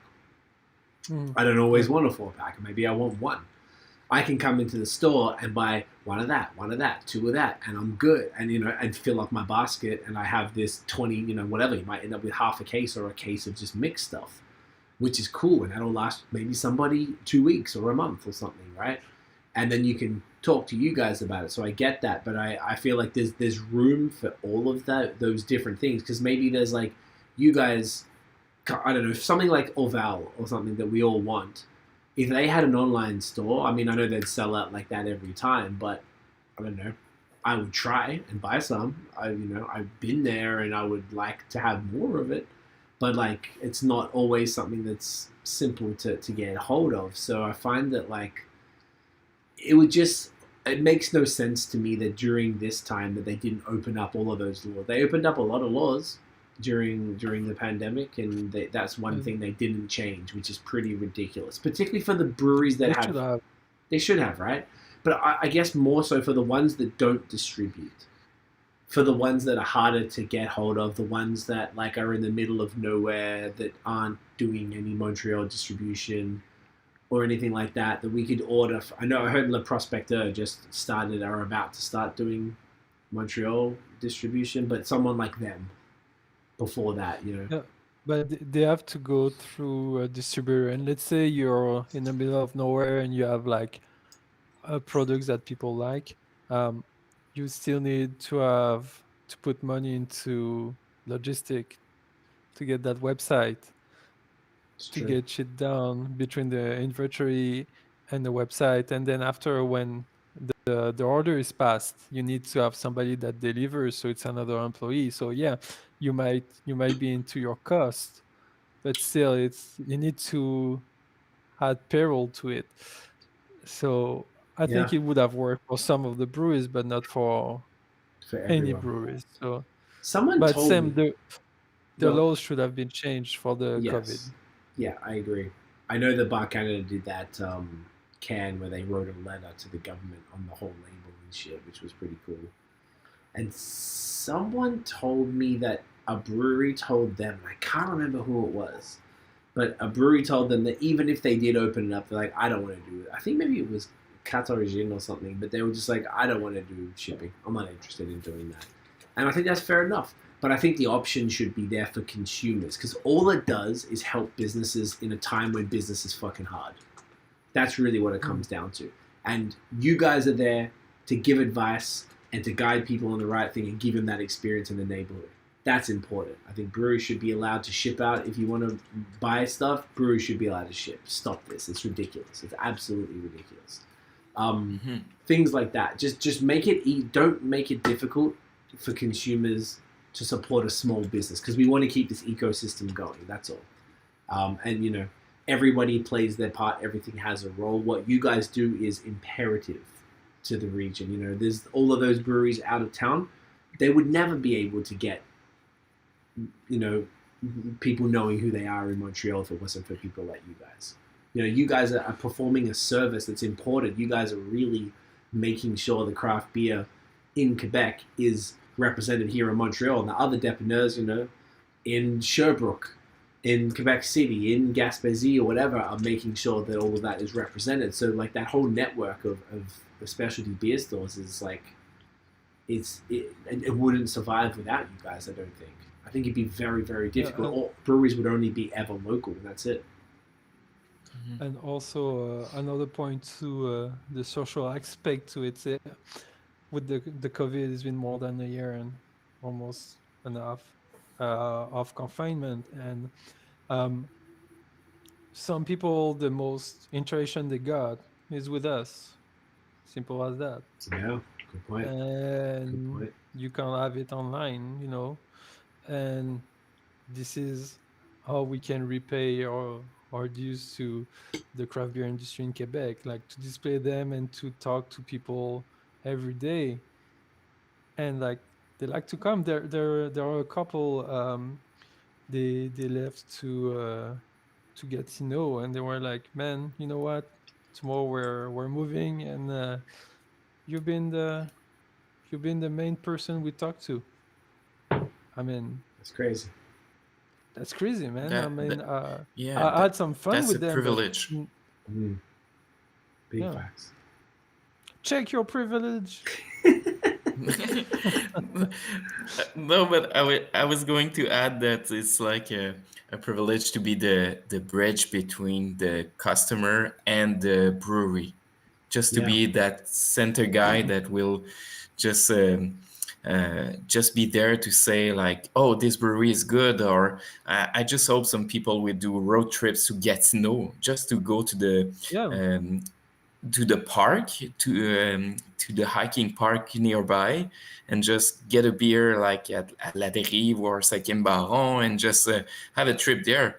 I don't think it would have happened without the brewery that stayed in our mind because of it. So it's just another way to discover the province of Quebec, and let's go to another place because there might be another little brewery in that village that is really worth some, or it's just another link of because of the pandemic, right? And because of the way we thrive for this relationship. We just want to have something with each other. So It's so key, man. A beer with each other. It's it is, and that's what we're all missing right now, I guess, right? So It is. that's the next best thing is to be able to drink in the parks. At least we're allowed to do that. We can go to a depanneur, grab some food, and then drink in a park.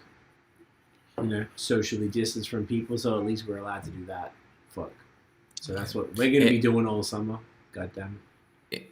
in our beer store, we just wanted to make some tasting within the brewery guy that just come in and sell his products, and that's why we have a huge local. We just want to have an event about it, just to make it like the La Canette is spacious. Let's go there when all of this is over. So that was one of the goal, and we just thrive for this idea.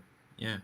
No, I love that. Yeah, Kev was I was, I told you about it. Is like when it's done, when everybody is vaccinated and everything is more under control. Let's say, you can come anytime on a Friday night. You choose 2 to 3 beers, and then you can share with our customers, man. Just like pour some shot, talk about the beers, and create that connection because you're public figures, and right now you're online. But like when people see you in a store, like Matt, sometimes we're like, oh my god, this is the guest from BAOS. Like, yeah, talk to him, and this is what we want to create, to give like a bit more reality to everything, can and that's gonna be crazy when COVID is over. But right now we can't do anything. yeah. I love that idea. So I love that idea. I even just as you were saying, I swear you told me about this when I first met you and first came in, and I thought it was sick. And now it's reminded me. I'm like, it's such a dope idea. I mean it. Dude, I'm so fucking down, bro. Like, I love it. I love the whole concept of it. I want to talk to people. All the beer people are so nice, and it's like super cool to be able to do it in an environment that's not like a beer fest where everyone's like trash drunk or whatever. Like, people are chilling. I feel me and Maddie will come. We can't have that. Yeah, man. Look, Maddie's in the building right now. Look at this fucking legend. Look at this guy. Maddie, we were talking about you before. We were talking about you. Did you just hang out? I see another one of his comments. He's saying private scream lessons. Can I get free scream lessons, Maddie? Ooh. Do you know what my favorite thing ever is? Like, oh no, I can't do it very good. There was this, Dillinger Escape Plan, the band. Yeah, man. Yeah. So like the lead singer, when I first moved to Canada, I met this dude. Literally my first night here. This guy in Toronto. I moved to Toronto. I was in Toronto for 2 years. That's why I know everybody there. And he was like, he told me about this this thing where the dude from Dillinger Escape Plan comes out on stage and then he runs on people's heads out to the crowd. And ever since then, I was like, fuck, that is the coolest shit I've ever seen. You running on people's motherfuckers' heads, man. That is the coolest shit. So Maddie, we need to run on people's heads, bro. When Cryptopsy can come back again, I want to come up and I want to fucking run on people's heads. Honestly, I want that so bad. COVID free. I'll wear a mask just like, just run across the crowd. But you gotta like take a run up and have like some real soft shoes on so you can like bounce off the heads real like gently, like boom, boom, boom, head. I can't say the word I want to say because people in beer don't like the word I want to say, but we have running on someone's heads. I'll say it afterwards. That's what we call it, and it's head walking. That could be another episode name right there. But we're gonna do it. So, on that note, I'm super. They will eat you alive. Oh, they won't like that, Maddie. I thought they might like it. They're running on people's heads. I don't know.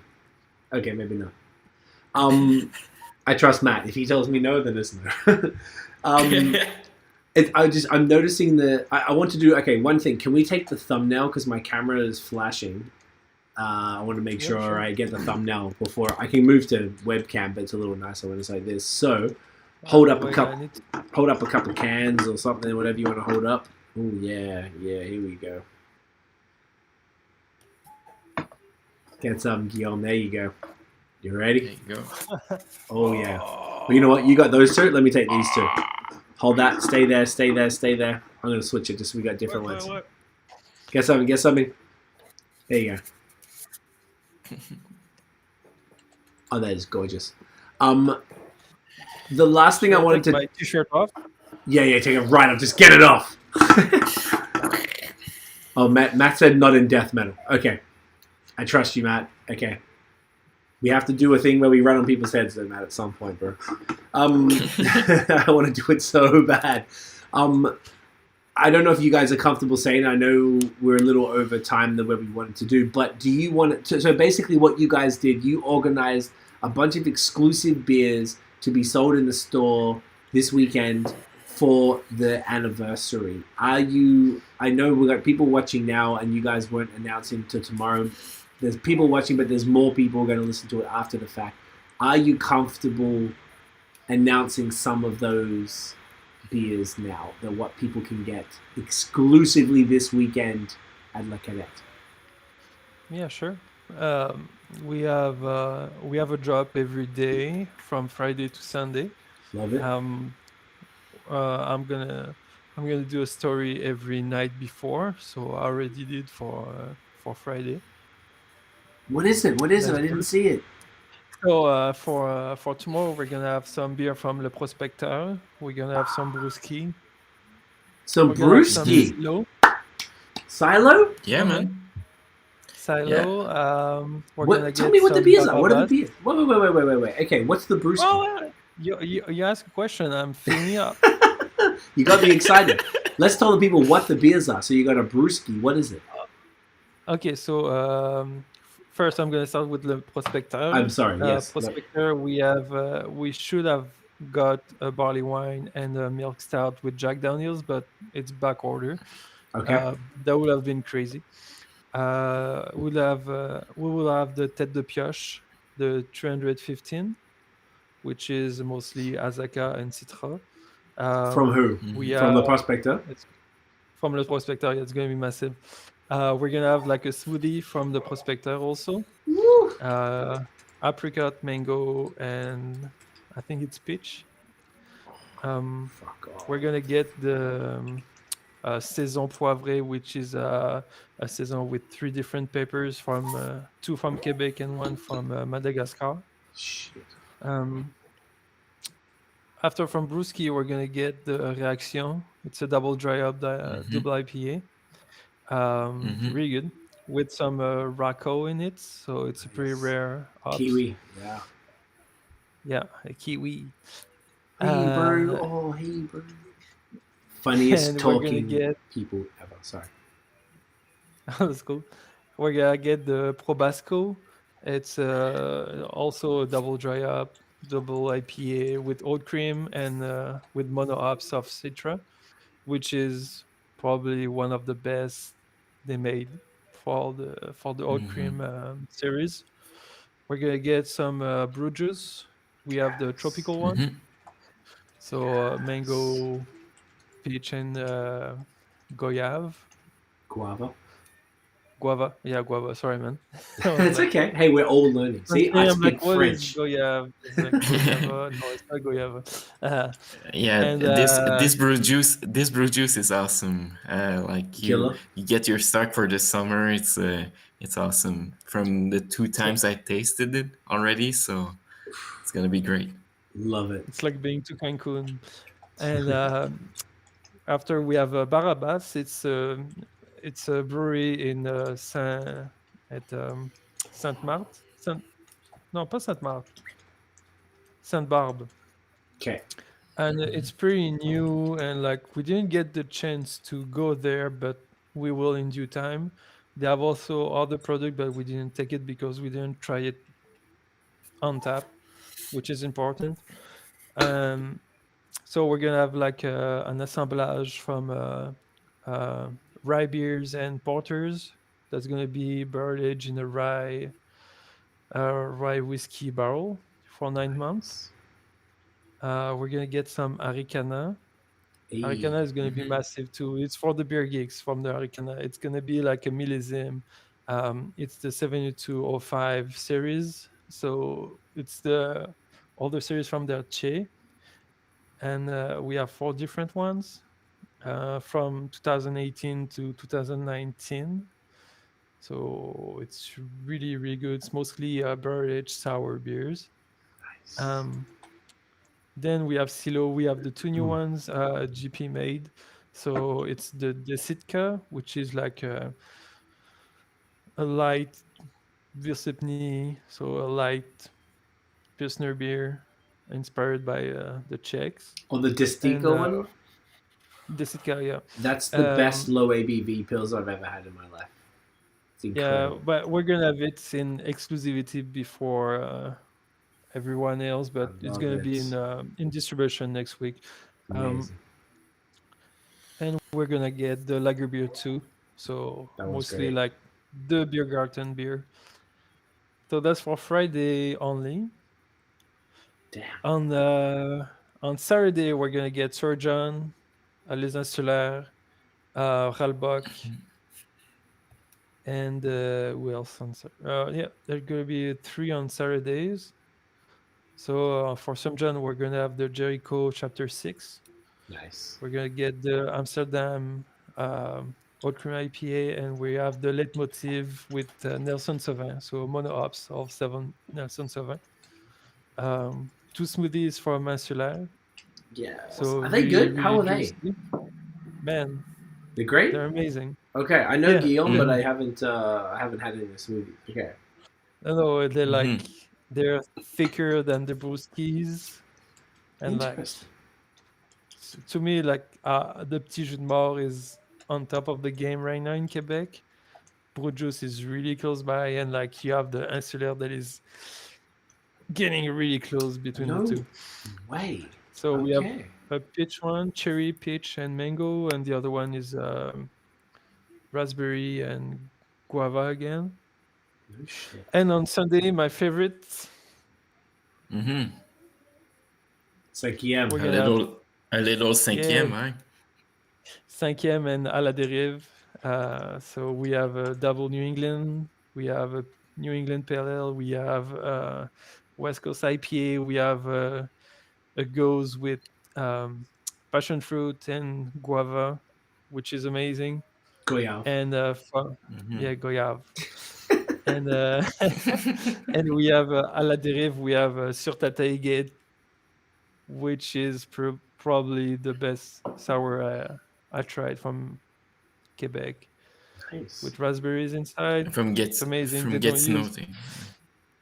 yeah, it's a Gatineau day, and they don't use any puree, so it's really like raspberries they put into the beer, so it's not that sweet. It's a bit sour. It's refreshing at the same time. So that's pretty much what we're gonna get for the whole weekend. So That's crazy. it's really, really cool. Mhm. Man, And at that's the same time, it's not for beer geeks only. It's for everybody. That was the point of not having just barrel aged bottles and this or that. It's like